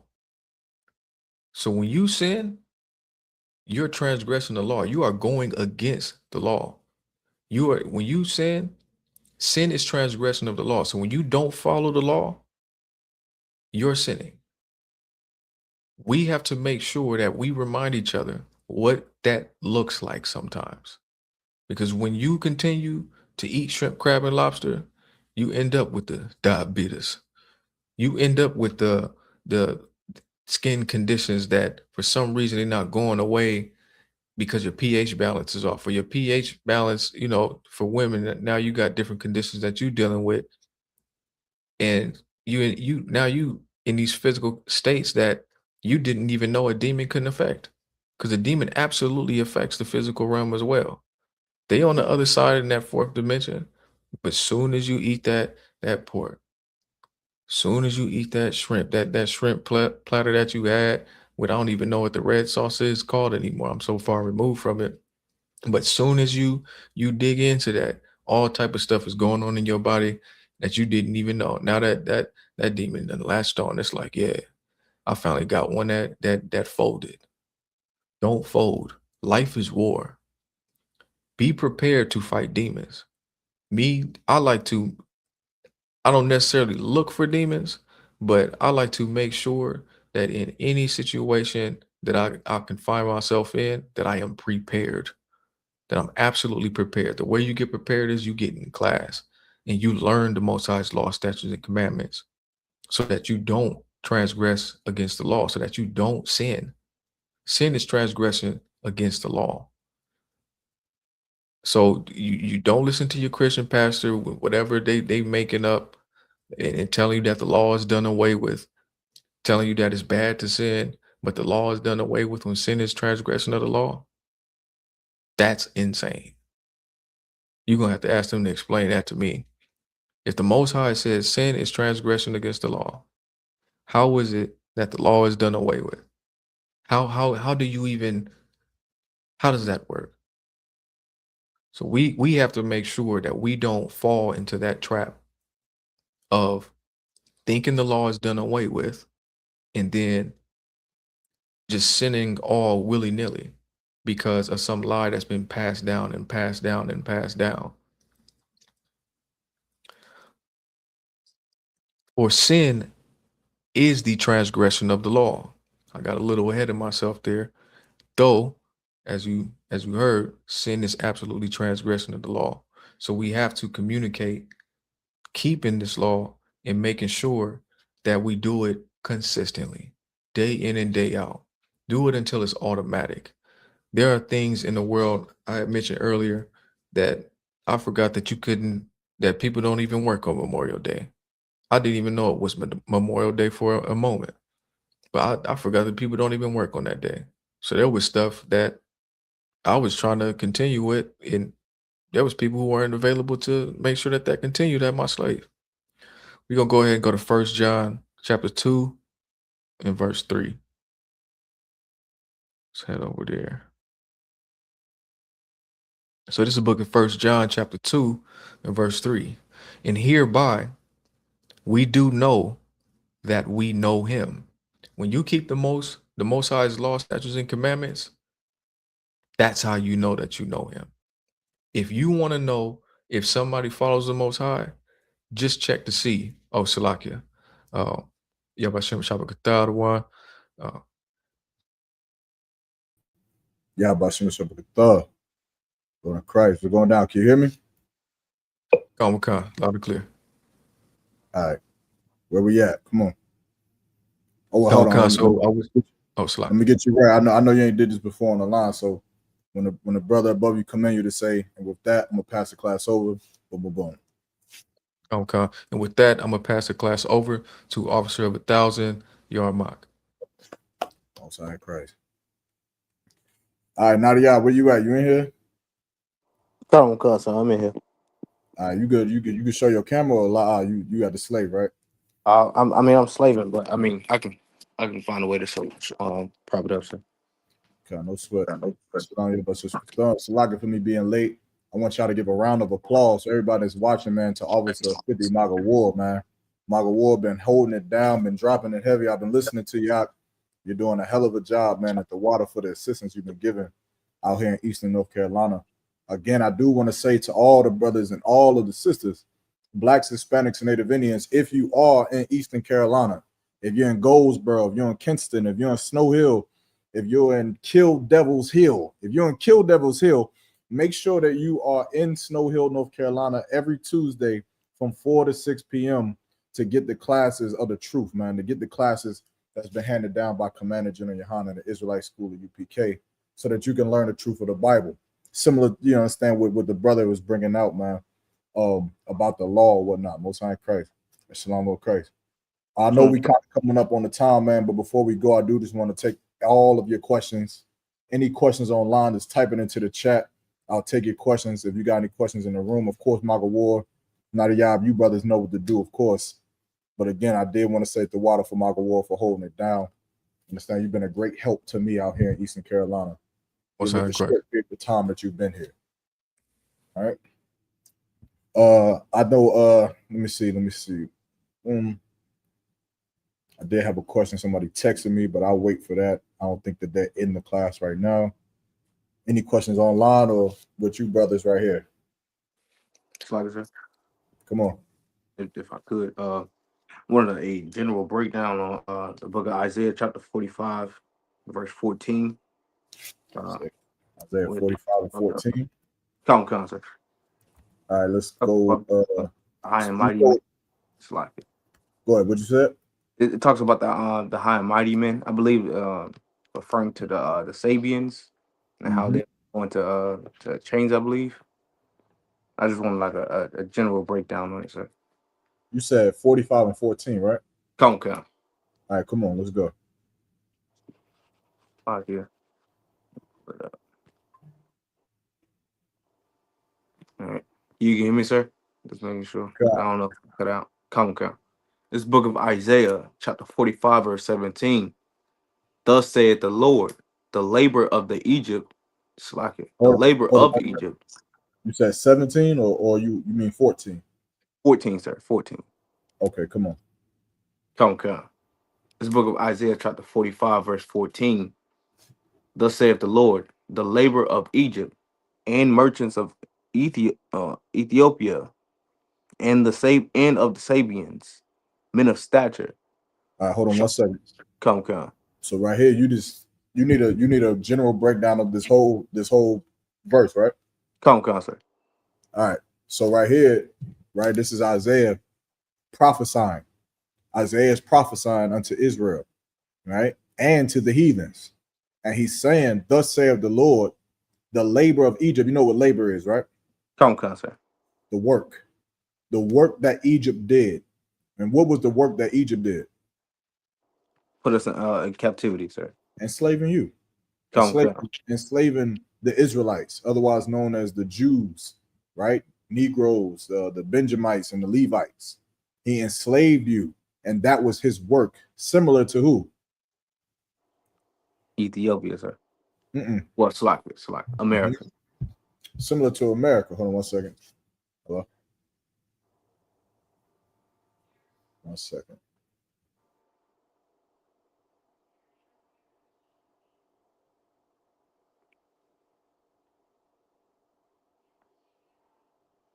Slag about that. But you're right, similar to America, similar to what the English did to blacks, Hispanics, and Native Indians, right, in Central, South America, and of course North America. Right? Keep going. Come.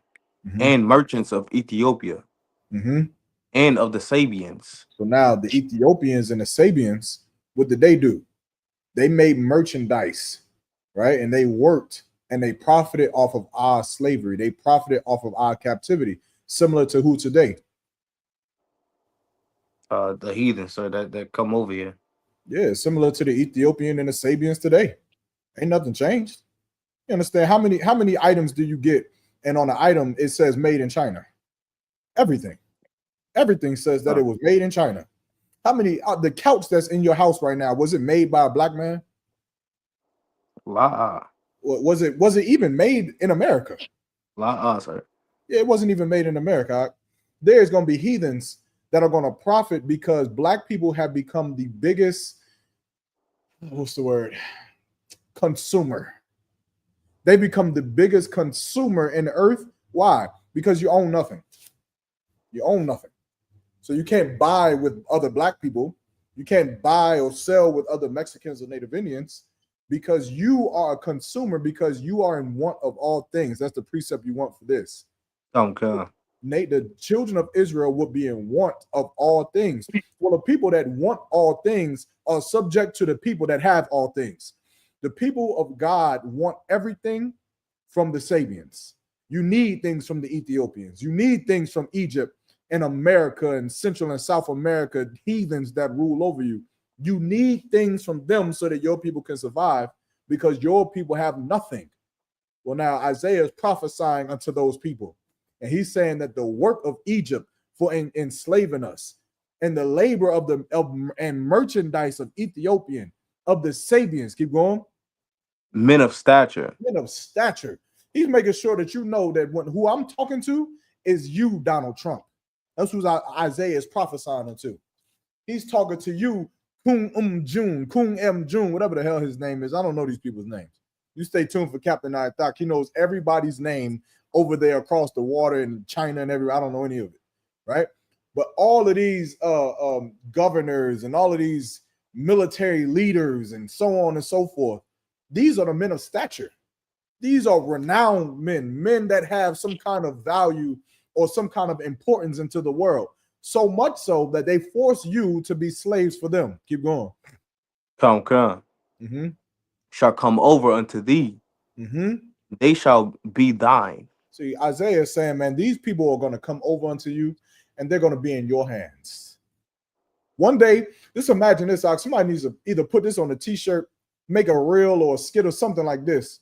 But one day, Chinese people, they're going to buy a pencil and the pencil is going to say made of Israel. Ooh, could you imagine? Could you imagine a day that Chinese people have to order things off Amazon and it's made from Magawar? Magawar made it. Look at that table. Look at it, this cup. This cup comes from Magawar's factory. Some Israelite guy that you'll never know and you'll never shake hands with, but he owns the manufacturing company that made this cup. You want to look at the bottom of it, and it's going to say made in Magawar land. And then the computer that you're using, the internet that you're using, the water you're drinking, one day all of the nations are going to come to you and they're going to use your resources. You're going to be protectors over them, and they'll be in your hand. Now you'll have control whether the Mongolians eat or starve. Can you imagine that power, Nadia?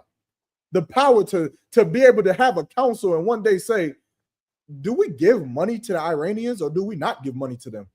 Right. Do we give help to the Palestinians or do we not give help to the Palestinians? The Palestinians will be in your hands. That's right. You'll decide whether they eat or whether they starve. You'll decide whether they live or they die. Keep going.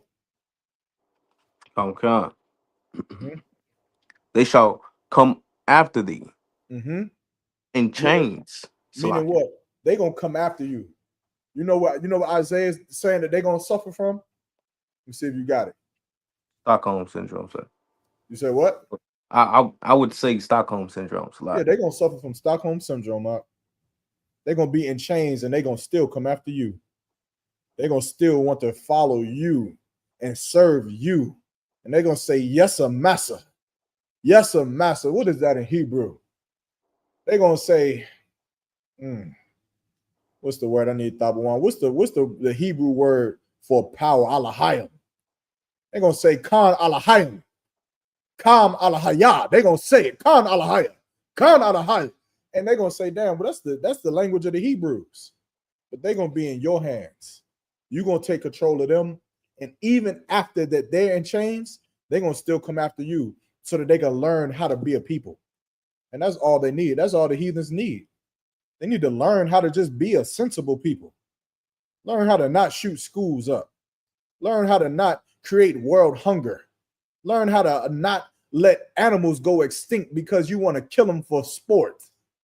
Learn how to not create deadly viruses like COVID-19. Them Chinese people went over there and thought eating pangolin was a delicacy. Could you imagine you had to have some kind of money to eat a pangolin that created one of the most deadliest viruses that America has ever seen? That's insane. They just need to learn a little bit of sense, a little bit of morality, a little bit of the law that God has set for the children of Israel so that the world could be a better place, because they'll do this. They're going to come after you in chains and they'll learn from you. Keep going. So I got to step off right quick. I got to handle some with the client, sir. Come on, we'll be at Isaiah 45 and 14. That's 14, sir. Come. Magawar, can you pick up for him? Okay. In chains they shall come over, and they shall fall down unto thee. And they're going to fall down unto thee. They're going to bow their neck and drop to the ground unto you. They're going to serve you. Keep going. They shall make supplication unto thee. Anybody, what's supplication mean? Supplication meaning like I'm not too familiar with the definition, but that means to like offer you food, offer you. Meaning they're gonna beg for food. That's what they're gonna do. They're gonna beg you. They're gonna say, please, please. You ever seen one of those movies where, like, you know, the whole city is full of beggars, and then there's somebody who got power, and everyone is just on their knees, like, please, Lord, please. They're supplicating unto him. They're supplicating unto him, asking for help, asking for food. This is what they're gonna do to you. The same way black people do it to America today. How many black people are lined up in voting booths so that we can get what? So we can just get help. Black people just want Obamacare. They want health care. They want food. They want clothes. They want government assistance. They're supplicating unto America for help because America is such a greedy bastard country. It's such a greedy, bastardized country that helps nobody except itself. Well, one day, these other nations, they're going to supplicate unto you. They're going to come to you and they'll get on their knees and they'll beg you for assistance. They'll beg you for food. Keep going. Okay. Saying, surely God is in thee. Ooh wee. Ooh wee. They're going to say, surely God is with you. God is with you. They're going to look at you and they're going to see God. Because at this point, they're going to know that there is not a people on this earth in history that could have overcome what blacks, Hispanics, and Native Indians are going to overcome, except God have been with them. They're going to know. You can find that in a book in Revelations, I believe, where it says there come a time where the children of Israel will no longer speak of the Lord that freed them from Egypt, but there come a time that the children of Israel will speak of the Lord that freed them from out of the land of the north. There's going to come a time out where this revelation that is going to happen here soon, we are in the last days, the world and all its inhabitants is going to say, God has to be with you. I mean, damn, we threw drugs at you. We threw 400 years of slavery. We annihilated your culture. We took your fathers out of your household. We put poison in your food. We poisoned your water. We poisoned your mind. We made you love everybody. We gave you Christianity. And then we threw in Hinduism, and we threw in atheism, scientific Pan-Africanism. We threw in Allah. We threw everything at you. Surely the only way that you've gotten out of this captivity is if God is with you. God has to be with the children of Israel. If somehow you were freed from this is what Isaiah is saying. They're going to say, keep going. Okay. Mm-hmm. And there is none else. Mm. There is no God. They're going to say there is none else. There is no God. There is nothing else. Keep going. Okay. Verse 15. Mm-hmm. Verily, thou art a God that hidest thyself. Mm-hmm. O God of Israel, Mm-hmm. the Savior. Mm-hmm. Meaning Verse what? 16. What is Isaiah saying here? What is he saying to the heathen? Well, now he's speaking to the Most High, but what is he saying?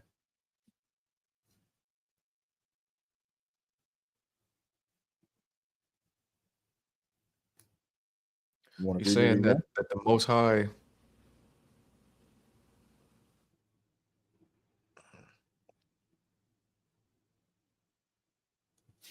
I'm not sure. I don't want.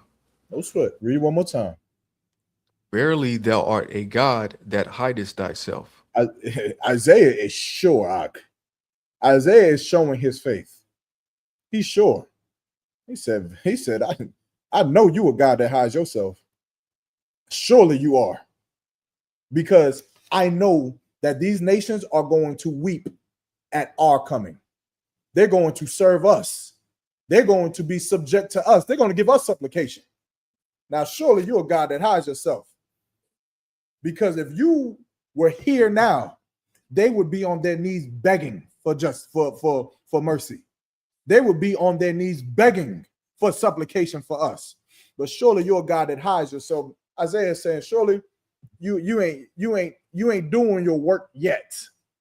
Your work is not here yet. You're hiding your hand. You ever heard someone say they hiding their hand? Okay. Yeah, God is hiding his hand. He's allowing for the heathens to get big.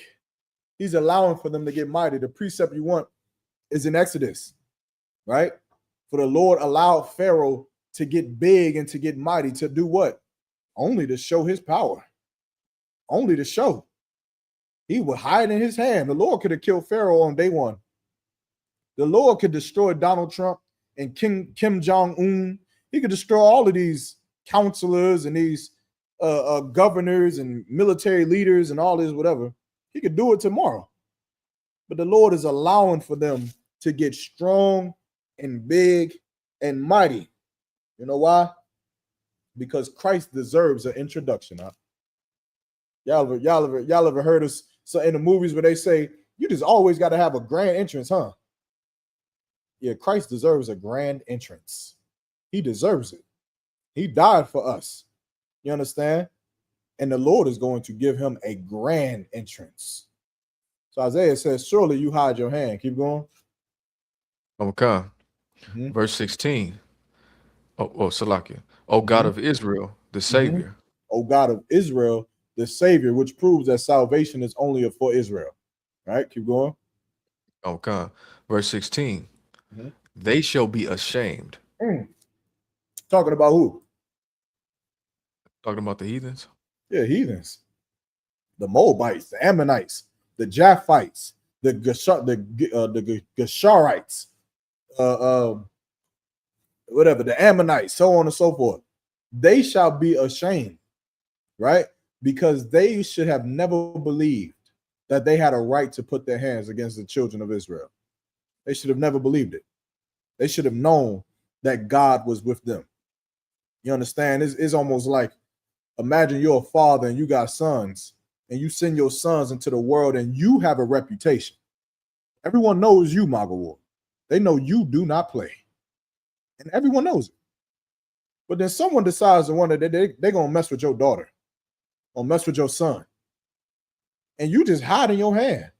You just watching to see how long are their fathers, how long is the people in the neighborhood going to allow this to happen? You just watching to see who steps up. So you're giving them a chance. Now you have a reputation to not be messed with. And so you're just waiting. You're just trying to see before you unleash the fury of God, before you unleash the wrath that you have, you're just waiting to see that maybe somebody doesn't deserve it. Maybe somebody doesn't deserve what's coming for everybody in this neighborhood. And you're just waiting to see who doesn't deserve it. But then the Chinese, they pick on your sons. The Japanese, they do it too. The Hawaiians do it as well. The Ishmaelites do it. The Hagarenes do it. The Ammonites do it. Everyone bullies your children. Everyone bullies your son. No sweat out. There's going to come a day when the neighborhood is going to be on fire. They're going to be on fire, and you'll have no remorse. You'll have no pity. Because who stopped? Who stopped when my daughter was crying? Who stopped it? Who stopped the abuse when my sons were crying? No one. But then no one's going to stop the abuse when you cry. No one's going to stop the abuse when the Japanese cry. You know what we're going to do? We're going to be over here creating technology. That's what we're going to do. While the Japanese is being enslaved and feeling the wrath and fury of God, Black, Hispanic, and Native Indians, we're going to look across the water and we're going to say, damn, look at it. Look at the let me get a Hebrew name. We're going to get the MAGA war laws on them. They suffering from MAGA war laws. MAGA war Yahweh laws over there in Japan. MAGA war is over there oppressing the hell out of them people. And we're going to be over here like, damn. Well, let's create the new iPhone. Let's create Samsung. Let's create Kodak. We're going to create things that's going to better our nation while you just suffer from MAGA war Yahweh laws over there, being oppressed. But Japanese people did nothing when we had Jim Crow laws on us. They did nothing. Koreans didn't. I don't even think I've seen a Korean make a post about Black laws and vagrancy laws in America during civil rights. During any time, actually. No sweat. There's going to come a time where you're going to be ashamed that you didn't. Boo-hoo, MAGA war. Isn't that such shame? Isn't that the perfect story? You're gonna be so ashamed. You're gonna look at this and you're gonna say, damn, why didn't I say anything? I know. Y'all know Japanese people. I know white people. With all of the time you've had to say something about Black, Hispanic, and Native Indian oppression, all of the unaliving and the oppression and the mistreatment that's been happening to our people, I know you've had so much time you could have done something. You could have, and you didn't. Well, in that day, you're going to be so ashamed when God is burning down your neighborhood, and you know why. You're going to absolutely know that this is because of how much of a devil you've been to his children. Keep going. Okay. And also confounded all of them. You're going to be confounded. All of them will be confounded. All of them. You all are going to know that you were wrong. That you were wrong for what you did. What you did for on the Trail of Tears, you considered it manifest destiny. You used God to try to prove why you had the right to unalive 75 million Native American Indians. You used God to try to prove it. And this day, you'll know you were wrong. You're wrong. And that's it. Listen, let me tell you something. Blacks, Hispanics, and Native Indians, we've had to go through the same exact thing. We go through it right now. Then y'all hear about that sister that got unalived by her white husband? You heard of that, Michael War? Yeah, I kind of actually heard of a few of them here recently. Yeah, I mean, it's happening. Listen, let me tell you something. When that sister took her last dying breath, the last one, you know what she knew? She knew I was wrong. I was so wrong to open my legs for some devil, thinking that this devil was better than a brother. I was so wrong for doing it. She knew it. Black people have been suffering the I was so wrong for 400 years, believing that if we loved our oppressor hard enough, then maybe they'll love us back. And then time and time again, we realized that we were wrong. We were wrong for trusting Dylan Storm Ruth inside of that church in Charleston, South Carolina. We were wrong for trusting George Zimmerman with being a neighborhood watch. Could you imagine letting some devil be neighborhood watch over black people? When you know that you got young black boys in the neighborhood and you allow George Zimmerman to be the watch over them. Yeah, in that day, our black parents knew that we was wrong for doing that. We shouldn't have did that. That was a mistake. We've had to be confounded and ashamed time and time again, knowing that we were wrong for our love for our oppressor. Well, one day, white people and heathens all alike, they're going to know that they were wrong for the hate that they've had for us. Is that not the perfect story, Michael Ward? We've had to find out that we were wrong for the love that we gave to our oppressor.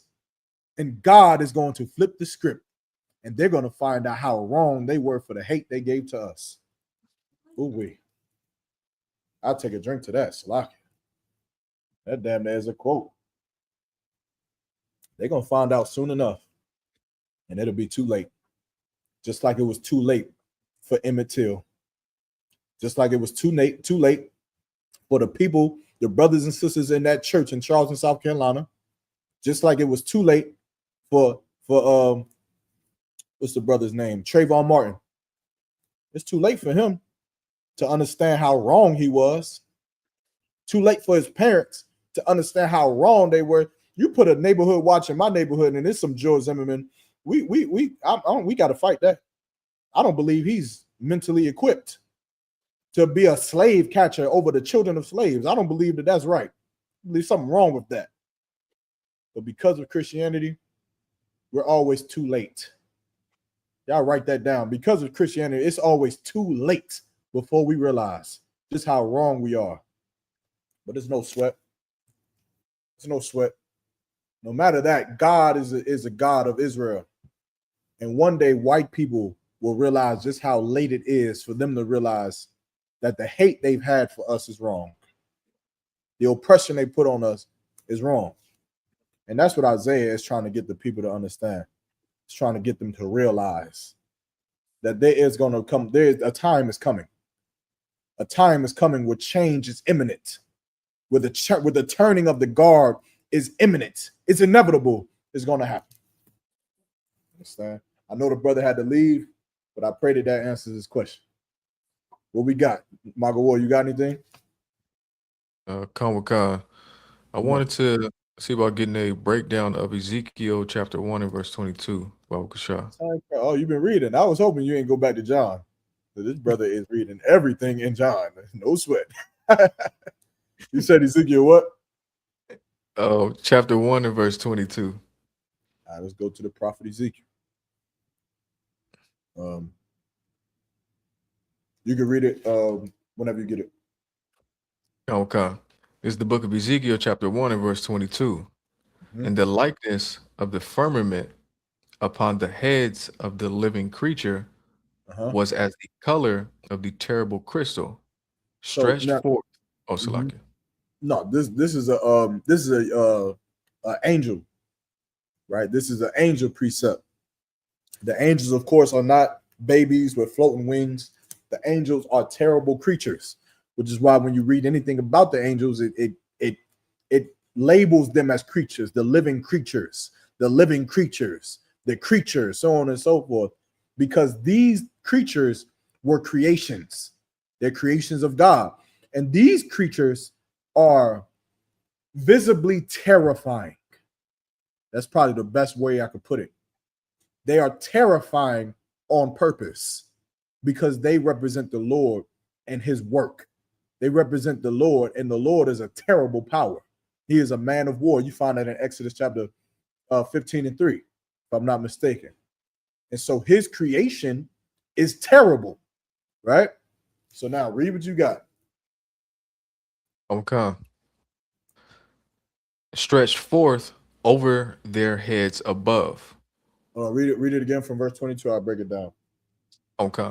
And the likeness of the firmament upon the heads of the living creature. So now, was right here, you might have to read up a couple verses. Or is your question about the creature or the firmament? I think it was mainly about the creature. I just didn't understand who was being spoken of here because it says, and the likeness of the firmament upon the heads of the living creature. So I was trying to get an idea of like what's going on here. If the firmament is upon their heads, I was trying to see like what the living creature was and just like a general idea of what's occurring there, like their position, like where they're at and whatnot. I understand. So this is a vision that Ezekiel is having. He's having a vision, and in his vision, he is seeing these living creatures with four faces, right? And these four faces, the four faces had the face of a man, and one had the face of a lion. You understand? And the other had a face of an ox, and the other of a if I'm not mistaken, an eagle, right? And these faces are like, you ever seen Riddick or Pitch Black or the Riddick series? You remember the necromancers? Vaguely, but I think so. The necromancers were like them devils who in all black. They came in them ships and they had them like they can move like real fast. And there was a necromancer in there that like when he would move, his face would like shape shift. It would like form into something else and then form into something else. This is how the angels were. You understand? Like you would look at them and they'll look at you and just be something else, and then be something else, and be something else. And this is how the angels were. Their faces would turn into an ox, into an eagle, into a man, and so on and so forth, into a lion. And then they had their wings that would stretch upward, right? So as he's seeing it, he's seeing this being, this beast, and the wings is going up. And every two of them would join together and it covered their whole body. They had large wings and they had the likeness of living creatures, meaning when you looked at it, it seemed like this was, you ever seen Jeepers Creepers? Okay. Imagine that. Imagine Jeepers Creepers in the moonlight. He jumped right up into the sky. He opened up his wings and he behind the moon, and all you see is a silhouette. And when you see this silhouette, it's like this shit looks like a man. It got a cowboy hat on. It looks like a man. Look like it got two legs, two arms, but then it also got wings. So you like, I don't know what the hell this is. This is a goddamn creature, right? And his appearance, or their appearance, like it was like burning coals. It was like burning coal, like it was hot, like it would breathe in and out hot, right? You know, if you got coals, when you blow on them paws, they start to sparkle red, and it's just very livid. It's very lit, and this is how they were, right? And so as he's seeing them, read the part where you at again. Okay. And under the firmament were their wings. Oh, Salakia.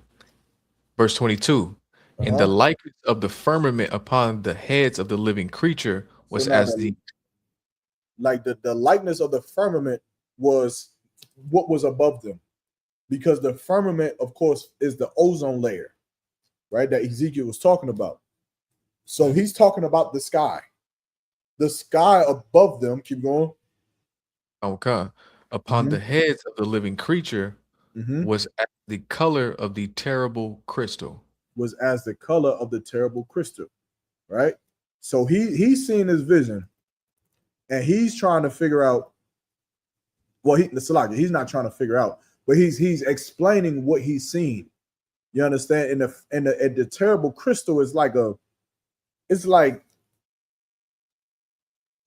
the brightness or the purity or the majesty of it. Like the terrible crystal is like the bright sky above. That's pretty much what it is. It's something that is overwhelming. You understand? Something that when you look at, like, you ever look at a day, like a beautiful day, and you just go outside and gaze at it, you just marvel at the day, and then say, damn, the Lord created that. Similar to like my background, similar to this. And you go outside and just look at it and say, damn, the Lord created this day. This is a beautiful day. While what Ezekiel is saying is that this is a terrible power because the Lord created and the Lord is a terrible power. And this represents him. You understand? That crystal that he's seeing above the angel's head is the firmament in this vision. Keep going. Okay. Mm-hmm. Stretched forth over their heads above. And you know that this is talking about the sky because in verse 23, it goes into and under the firmament, right? And it goes back to them talking about their wings, talking about how it covered each side, so on and so forth, right? So this, so to answer your question, the firmament here is just talking about the sky. It's just him painting a picture or illustrating what he's seen in his vision. And in his vision, he's seeing the angels of God, right? He's describing them. He's describing the scene in which he's seen them in. Okay. Good to go on that? Okay. All right, what's next? What you got? So I wanted to know what it is, because I know women are supposed to dress modestly, though oftentimes, obviously in the world, we'll see women when they go to the beach, they have a lot of their body showing. I wanted to know if there's like any particularly proper attire for women when they go to the beach, or is it kind of like, when you see it, type of deal? Yeah, the modesty thing, and I hate these questions, so please, I don't ever ask me about what's right and what's wrong for a sister to wear. I don't know. I don't fucking know. Here's the thing: for a sister that's married, when it comes to modesty and apparel, it's the best way to put it is like it's something. At least for me, it's something hard to explain, but I know it when I see it. Okay. Like I can't explain to you what I think makes a woman beautiful or not. I cannot for the life of me. I can't explain. If I tell you if she's tall, if I tell you she's short, if I tell you she's in the middle, I'm lying to you, because then you're gonna see me with a tall woman after I said short. You're gonna say I thought you said this. Then you're gonna see me with a plus size woman when I said skinny. And you're gonna say I thought you meant this. I don't fucking know what I like. I don't know. And I'm tired of people. This is a side note. I'm tired of people telling me I have a type. I don't have a goddamn type. I don't know what the fuck I like in a woman. I don't know. That's why I always make bad decisions with women anyway. I make terrible decisions because I don't know what the fuck I like. I don't. But I know it when I see it. When I see it, I say I like that. And say I like how that look. You going to imagine like this is like something reading it. To explain this, this is like going to a French restaurant where everything is written in French. And everything is like, do you want the creme brulee de la frome de la ponce? Do you want the lascivious las coleslaw? It's like, I mean, shit. I mean, it sounds good. It sounds good until I see it. Then I see it. I realize you brought me octopus guts. I didn't want this. I don't know what the fuck that is. Take that away from my table. That's how it is trying to tell a woman how to dress. She come to you, Margaret Ward, say, babe, do you think it's okay that I wear for the black party tonight? Did I wear the crop top extra large with the fishnets, with the knee-high boots, with the extravaganza portfolio stamina Bentley belt? I said, that shit sounds sexy. I don't know. And I assume that you're asking me because it makes sense to wear. Then she puts it on and you say, oh, no, hell no. You didn't say your fucking ass was out. That's the part of the Bentley belt. The belt is the only thing covering your ass. I didn't know that. I don't know. So the point is, if you have a husband, just ask him. If you don't have a husband, just ask a sister who has a husband, I guess, or ask your camp leader. I don't know. Just cover your front butt and your back butt and your thighs down to your kneecaps. That's as best as I can give you. That's the best. Okay. Just cover that up. I don't know if we got time for it, but I just wanted one more breakdown. Oh, we got a little bit more time. We're probably gonna go about 15 minutes over. That should be Okay. enough time for everybody getting the caps class. So I wanted a breakdown of Leviticus chapter 19 and verse 32. I had seen this before and I didn't know like how we practice it today, or how it works.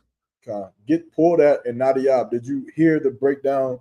Or is there a specific part in the breakdown that you didn't get for the question you asked? The lock here, sir. Let me go back and look. If so, I can just break it down real quick. But go ahead and you got Margot. Okay. So this is the book of Leviticus chapter 19 and verse 32.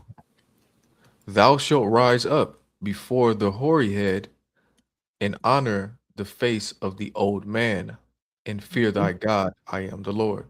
Mm-hmm. Hold on 1 second. Okay.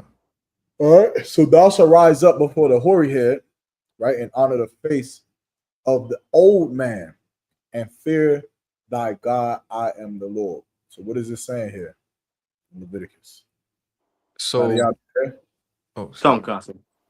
All right, I couldn't hear what you said. Did you still need some on the other scripture or no? Oh, basically like the supplication. Is that saying like they'll bring their treasures to us? Is that what they're saying? No, the supplication means they're gonna beg us for ours. Okay.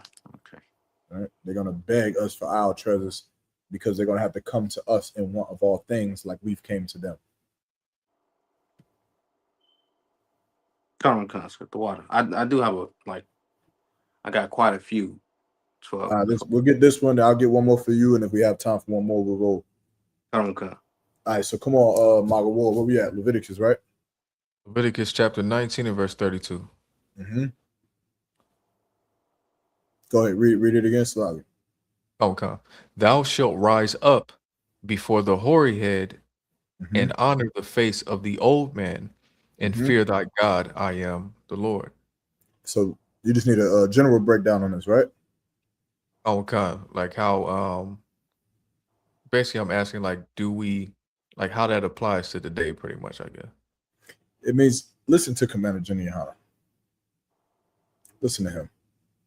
Listen to General Mahaiman, General Mayaki Allah, General Kabbalah Mar, Kathumgabar, and General Shawamar. You're going to listen to the hoary head. You know what the hoary head is, right? That's gray hair? Yeah. They probably going to hate me for saying this. But you're going to listen to men that's better than you because they've been here longer than you. For a long time, because of Christianity, we've been taught a culture that we should not listen to our elders, that we should not listen to the men that came before us. And that has destroyed Black people because the men that came before us made all of the mistakes. They trusted the white man. They trusted the Chinese man, and they paid a price for it. They paid a price. But now we've been taught to not listen to them because they're old and dumb and stupid. And so you know what this does, what this scripture does? This stops you from creating your own stupid fake Israelite group, Genesis. This is what this does. Sakari, AOC, Geo. This stops you from doing that. This stops you from thinking, oh, I'm young and lit. I'm young and lit and got the truth. Could you imagine? Could you imagine the things that I've been taught by Commander Janir Hanna, that I've learned in my youth, in my young age? And because I may have some may say I have charisma. Some may say, oh man, you can speak and people will follow. Some may say that. I don't believe that. I believe Commander Janir Hanna has all of the charisma. There's not enough for any of us. And there's not enough following a man after Commander Janir Hanna has led since the 80s for any of us to have any of that. But some may say that. Could you imagine me taking the things that I've gotten from Commander Jenny and Hanna and having somebody follow me? Someone having followed me because I'm young and lit and I feel like we should go out here and wear Jordans to camp. That's what we should do, Michael Ward. Yeah, we should just make everybody join the truth and have them all get the new Air Jordans and get grills. If you're gonna be in the truth, you gotta get Air Jordans and you gotta have grills. And you gotta I don't know, gotta get a glistening chain. You gotta get a nice chain and get a nice haircut and be Right. nice and look good so we go to the club later. And that's our Israelite group. There we go. Now we call ourselves what? What comes after Genesis? What's the next book? Exodus? Yeah. Exodus. Okay. Exodus? Yeah, come. Yeah, we just call ourselves Exodus. This is Exodus group. Exodus group online. I don't know what the fuck. I don't know how you come up with fake Israelite names. It'll just be that. You're gonna listen to the hoary man, right? You're gonna listen to him. You're gonna listen to the man that came before you, the man that has many seasons with him. He's been here before us. Now, Jenny Hanna, he's seen many more winters than we have, and he's seen many more years in the truth that we could ever imagine. You can only pray to see as many winters in the truth as Commander General Yohana, as General Shawa Mars, General Mayaki Allah, Hazayan, Katham Gabar, Kubala Mav. You can only pray to see as many winters as them. Don't think age. What the fuck do you think? Age is an automatic relevance of how many years you're gonna be in the truth? I bet some people thought that, huh? I bet you thought, well, shit, I came into the truth at 18. Don't you know that Commander General Yohana was in the truth as a young man? And at some point, he was 30 years old. And while he was 30 years old, there was some 18-year-old that came into the truth and had all kinds of promise and zeal, had all of it. And guess what? Commander General Yohana is still here. That 18-year-old is somewhere sucking some rod behind some alleyway for a cigarette. That's what he's doing. He's doing it. One day you'll listen to your elders. That's here. One day you'll listen to them because they know more than you. They know more than us. They've been here longer than us. You think that what you're going through is new. It's fresh. You think it's hot off the press, don't you? Because we don't use newspapers anymore. We use Instagram, and you think that your problems is new. The woman you're dealing with, she got some kind of new problem. I think she calls you a stupid Negro in a different language than they call Commander General Yohana back in the 80s. No, the women he dealt with, the generals dealt with, they called him all kinds of names back in the 80s the same way your woman does today. It's the same thing. Here's the difference. What you do ends you up in jail. It ends you up in prison. What you do. What Commander General Yohana has done, it's allowed for him to continue being what God had ordained him to be for over 30 years. That's the difference. So I don't know about you, but I think I'll listen to the scripture. That's right. The scripture say that we should listen to them. Read it again. Okay. It's the book of Leviticus, chapter 19, and verse 32. Thou shalt rise up before the hoary head and honor the face of the old man. Honor the face of the old man. You're going to honor him. Now you're going to honor him by changing your life and doing what he said to do. That's how you honor him. That's all they want. Understand? Their time of age have passed. Their time of age is gone. Don't let General Mahima hear this. His time hasn't passed. He's still here, young, gun, and running. I'm sure he's probably going to chop my head off for saying this. But in general, the time of age is past, man. They want to see you win. They want to see you win. They want to see you do it.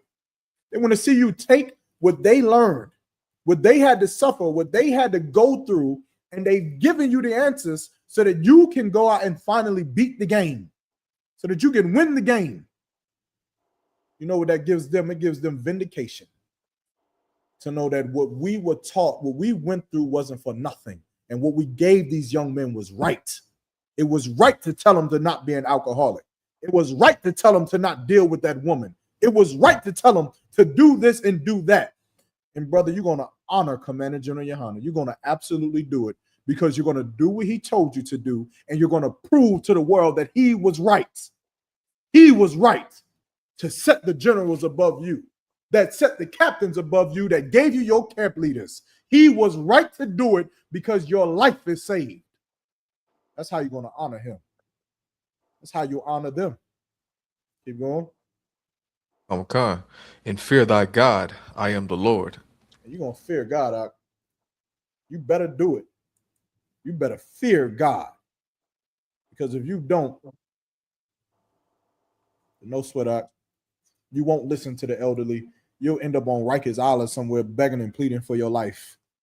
You'll be in a prison program begging for Captain Zakar to send somebody in there to save you. It'll just be you. You be on some street corner. You know what General Hyman gonna do? He's gonna walk over you. He's gonna walk over you like he never knew you. I'm not saying that because for any other reason other than that's what he said. He said it himself. You drop your sword out of this truth and decide to dishonor Commander General Yohana, General Hyman is gonna walk right over you. And guess what? I'm gonna honor General Hyman. You know how I'm gonna do it? I'm gonna be right behind him, stepping over you like Allen Iverson. I'm gonna be doing it right behind him, and I won't look back because he won't look back. That'll just be that. That'll just be that. You understand? That answer your question? Okay, do what? All right, that's what. Nadia, what you got?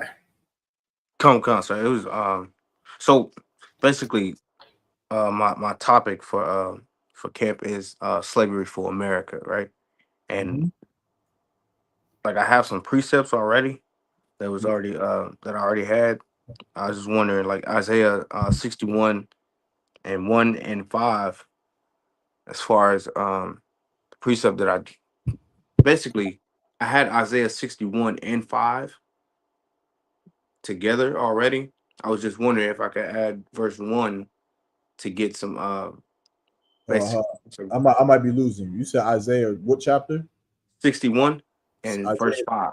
Come, But you're asking about verse 1 and verse 5? Come, sir. I mean, to answer your question, typically they would match, being that actually no sweat. Let's read it. Come. This book of Isaiah chapter 61 and verse 1. The Spirit of the Lord God is upon me, because the Lord have anointed me to preach good tidings unto the meek. He have sent me to bind up the brokenhearted, to proclaim liberty to the captives, and to open and the opening of the prisons of them that are bound. Then verse 5 says, well, basically of course of what verse 1 says, come to preach good tidings. Then verse 5 says, and strangers shall stand and feed your flocks, and the sons of the alien shall be your plowmen and your vine dresser. Basically what I'm asking is that this is me adding that. Of course, it's in the same context, that same good tiding.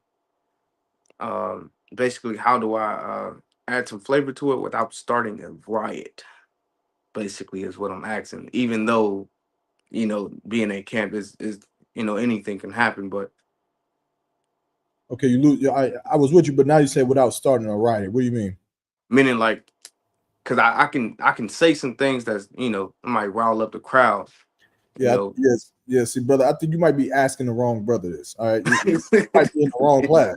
That's good. This class might not be for you because starting a riot is absolutely what I want. That's what I would like to do. I would love for it to happen. Right.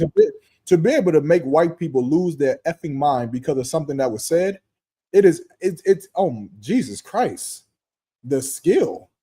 Are you such an orator that we'll have a repentance of Capitol Hill because I said some shit out of the Bible? Brother, you might have to go to Cap Night Thought. If you ask me, I'm gonna say start the goddamn riot. Start it. Say whatever you got to say. The white man is going into slavery. You're going into slavery, and you're going to serve like how we served you. You know how like our backs was whipped. You understand? For being late, for waking up late in the morning. You know how our backs was whipped for 10 lashes. You're getting 20. You're getting 20 for every minute that you were late. You understand? You know how that we didn't get to eat, but of the crumbs, the crumbs that the master didn't want to eat, you're eating less than the crumbs. That's what you're gonna do. Listen, I'm not trying to start a riot. I'm trying to prophesy unto you the prophecies of God. That's all I'm trying to do. Listen, if I tell you that 2 + 2 = 4 makes you want to kill yourself, then so be it. So be it. But I can only tell you the truth. The truth. It's right here. It's in verse 5. It says, and the strangers shall stand and feed your flocks. It doesn't say they'll sit down. Nadia. Is that what you wanted to change it to? No, I know. You want to say, oh well, white people is gonna feed the flocks, but maybe you'll sit down and do it. Right. Nah, that's not what that scripture say. The scripture say that you're going to stand. You're gonna get on That's your right. feet. You're gonna have to create ointments to deal with the bunions on your feet because the shoes that you have don't fit. Right. Like you did to a certain like you did to a certain group of people. Yeah, you're gonna stand and feed the flocks. And the sons of the alien. You call the Mexican, the Latino brother, the alien today. One day you'll be the alien. And you'll be the plowman and you'll be the vine dresser. You're gonna make sure I get all the good wine. Ooh, we're gonna have some Don Nadiab. There's gonna be some Don Nadiab, some Maga War in the sea. It's gonna be some what's the other one that I hate? It's Hennessy and what's that other bottle of liquor everybody go crazy for? The lucky other one, Jose Cuervo. Maga War, what? No. No. Nah, that ain't Jose it. Cuervo is gonna be called Josh Allen. That's gonna be that. You want some Josh Allen? Get that cheap shit. It's what's the other one? Casamigos. You gonna have some Yaramigos. Yeah, they're gonna be drinking Yaramigos. That's what they're gonna have. They're gonna have that. And guess what? Yaramak and his people ain't plowing none of them fields. They ain't dressing none of them vines to make none of that wine, none of that liquor, none of that. It's gonna be our oppressor that has oppressed us that's going to do it. Now, if that makes them want to go storm Capitol Hill or destroy America, then Most High in Christ. Go do it. Just know that we're not Christians and we will defend ourselves. That's right. That's it. What the water say? I am the bar. I got one more. One more, and then we got to roll. Where we at? So lucky other one. I had a did you have No, one? you too wild. Go ahead. Okay, so I did have a quick question. So the 144K, I understand that they'll be in a position of rulership, yet they're in the new kingdom, correct? God, yes. Okay, so in the new kingdom, we continue to what's the word? Thinking for it like die and come back. I can't think of the word right now. Being resurrected. Comic-Con. So reincarnation. Comic-Con. Well, no. So our prayer, we won't die and come back. Understand? We won't die and come back. If you make your election sure and you are chosen to be up on the chariots, you will get brought up onto the chariots. You will not die. You'll remember everything about America. You'll remember that you was just drinking Don Julio a second ago in your living room, being oppressed by America, and now you're on a chariot being transformed into something new. And you'll remember and you'll watch as America burns. And you'll stand there and watch with Christ alongside of him. Right? Comic-Con is kingdom. Salakia. So is the elected, are they the 144K or is that a separate thing? No, the elect are the 144K. You want to make sure your election is sure, then you're making sure you're part of that 144. You'll be that 144,000 that is in rulership of the new kingdom. All right. Okay. Because my question was, when they're in rulership, do they pass away and then somebody else goes into their position? It'll be no different than today. Donald Trump is in rulership, right? Okay. One day he'll die and some other devil will be in rulership after him. Okay. That's it. But Donald Trump will die and know what? America is white. He'll know he's not spiritual at all. So he doesn't know a damn thing. But imagine if he was, he'll know that I could die knowing that I'm coming back white. Coming back a white man in America, and this is going to be a great country for me. So I left it a great country. But one day you'll do the same thing. You'll die an Israelite, and you'll know that this kingdom is a great kingdom for you. You understand? Like, imagine like dying is so hard because of all of the things you feel like you're leaving behind. Because you feel like now you're not there to protect certain people. Getting old is hard because you can't get old peacefully. Getting old is supposed to be a peaceful thing. It's supposed to be a lovely thing to be able to get old and not have to work anymore. But you can't get old, Maga War. You know why? Because your children will become drug addicts if you get old. Your children will be whores on the stripper pole if you get old. So you can't ever get old. You got to always stay young and stay a fighter and stay a protector for your family because everyone else is terrible in your family. So you got to stay old and stay in the gym and stay working out so that you can live as long as possible to be able to protect your daughter from some idiot in the neighborhood that's going to try to molest her when she's 16 years old. In the new kingdom, it won't be like that. In the new kingdom, once I hit 36, I'm done. Work's done. I'm not doing no more work. I'm not protecting anybody. I don't have to protect anybody. Drugs, what? Alcoholism, what? What are we talking about? Life is good. Life is beautiful. I'm going to be on the beach somewhere with my toes in the sand, chilling, enjoying the creations of God. That's what I'm going to be doing. 36 years old, I'm going to be doing that with some Yaramigos. It's going to taste better than Casamigos. It'll taste better. I promise you, brothers. It will. I'm going to be chilling while some servant brings me a fucking apple martini. I don't even like that. He's going to bring it to me anyway. I don't care because it looks right. And that's what's going to happen. And then one day I'll die and I'll pass on and then I'll be born again and I'll be going to some private school learning about MAGA war, learning about Nadiyab and Iraq and Captain Ayathak and what the brothers did in the old days. I'm going to grow up learning about them and I'm going to have so much infatuation over them that I'm going to want to grow up and be just like them. And I will. I pray you understand. That's right. We're going to follow our ancestors' footsteps. And we're going to be freedom fighters. That's what we'll be. One more question. Come on, Nadia. Come on, sir. I had a basically like a general breakdown on the book of Psalms, chapter 2, verse 8 and 9. Come on with it. Come.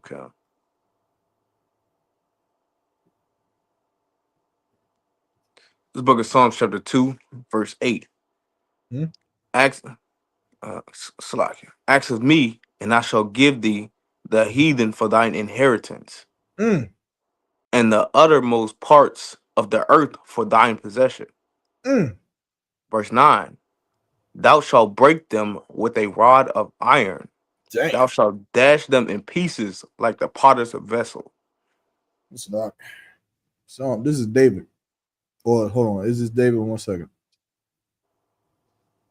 I'm not sure. I believe this is David, if I'm not mistaken. Right? Somebody correct me if I'm wrong. I believe it is, sir. Salah.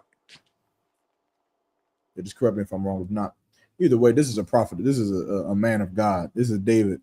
And he said, ask me, and I shall give thee the heathen. This is, hold on 1 second. Actually, Salaka, this is the Lord. My bad. Salaka. That's why I was getting mistaken. This is the Lord. You understand? This is the Lord speaking. He's saying, ask of me, I shall give thee the heathen for thine inheritance. Meaning what? He's going to give you the heathen for you to possess, for them to be your slaves. If you ask him, you ask for the Most High, and I will give you anything. Right? This is what he's saying. Keep going. Salaka. I will give. And I shall give thee the heathen for thine inheritance. And I'll give you the heathen from thine inheritance. Meaning, this is what I'll get. Like, you'll inherit these people. You'll inherit a nation of people that's been evil unto you. You'll inherit them. But David had to go and kill Goliath and fight against the Philistines, and Israel fought many wars against many nations. And the Lord is saying, I'll give you them people. I'll give you the Philistines, the Girgashites, the Ammonites. I'll give them to you. And I'll give them to you for an inheritance. Right? Keep going. And the uttermost parts of the earth for thy possession. And the uttermost parts of the earth for thy possession. And everything that you see, everything that you could lay your hand on, I'll give it to you for you to rule over it. For you to take into your possession and rule over it forever. Keep going. Come, verse 9. Thou shalt break them with a rod of iron. And thou shalt break them with a rod of iron. Meaning, if you ever beat somebody and you beat them with a stick, the stick will break. If you beat them with, a twig will break. You beat them with wood will break eventually. But that iron is something hard to break. meaning this beating is long lasting. You ain't getting out of this. This ain't breaking. You understand? You get hit with this, and you're gonna have to endeavor it for a very long time because iron does not break like wood. It doesn't. Keep going. Come. For thou shalt dash them in pieces like a potter's vessel. You're gonna break them like a potter's vessel. Meaning, at one point in your life, these heathen were so strong. They were like iron. They were like steel. Remember, the Romans, they started using iron or steel weapons or iron weapons. They were using iron. And it was a military advancement during that time because everyone else was using other materials that could break easy, that could bend easy. But this iron was so strong that it wouldn't break nor bend.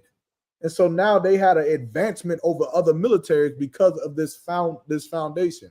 Now you're going to be able to break them like they had broken other nations with their iron. You're going to be able to just destroy them out. There'll be nothing. There'll be no arrangements or agreements or no councils or any of that. It'll be a monarchy now in that day. Whatever Christ said is whatever we say, and that's what the heathen will do. Period. That's it. I mean, is that not how America has treated you? Black, Hispanic, and Native Indian. Now, y'all, do you have the choice to wear your seatbelt in America without getting punished for it? La, sir. Michael Ward, let me see. Do you have a choice in America to collect rainwater without getting fined for it? Nadia, can you hunt deer wherever you want to hunt without getting in trouble for it? La, sir. Do you have to pay your taxes? Come. Okay, can you just walk into a grocery store and take something out without paying for it? If you do these things, then you will have to get punished for it. And the punishment has been rough for Black people, to say the least. It's been rough. Black people, they used to say Black people got football jersey numbers. 70 years, 60 years, 40 years. That's hard.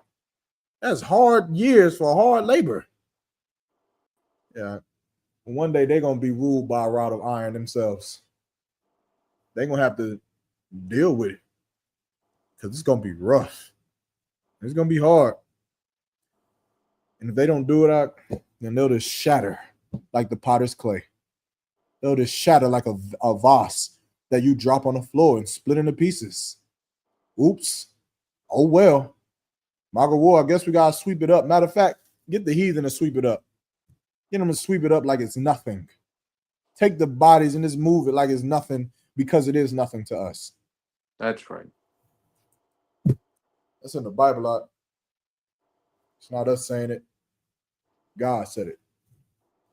You understand? That's the end of that question. Come, sir. Well, just a little bit more of it, like as far as like the rod of iron. How they treated us through slavery, hanging, wars, bombs, buck breaking, alligator bait. I can add those things into, that rod of iron that they used against us. I just want to be clear. The things that you mentioned is why they're getting the rod of iron. Remember, think of the rod of iron like a belt. You know what I'm saying? Right. Like you were late home, your room was dirty, you got all F's, you talk back to your mama. Now you're getting the rod of iron. Come, sir. That's what I was asking, sir. It's a lot. Yeah. So the alligator bait, the hanging us from trees, the oppressing us, those are the things you've done, and now you're getting this rod of iron. Now you're getting beat. Now you're going to get beat for all of the things you've done to us. That's it. All right. Water, sir. I ain't the ball. With that, I'll take the classes. I'll take the questions next class, but make sure y'all tune in to Captain I Thought Tuesday class. It should be live now. I didn't see the notification, but if it's not, it should be coming up live now. Get in there. Also, make sure that y'all are getting prepared for the Tennessee Cookout, July 4th Blackout Weekend out in Nashville, Tennessee, July 3rd through July 6th, if I'm not mistaken. Get with your camp leader if you need assistance to get out there. Also, we got the Philly Cookout coming out in Philadelphia this year. This is going to be crazy. September 5th weekend. Make sure y'all get the Philly for that. All the other cookouts, I'm sure, will come out soon. But make sure you're supporting this truth, paying your tithes. And with that, I'm going to go ahead and end the class. Shalom.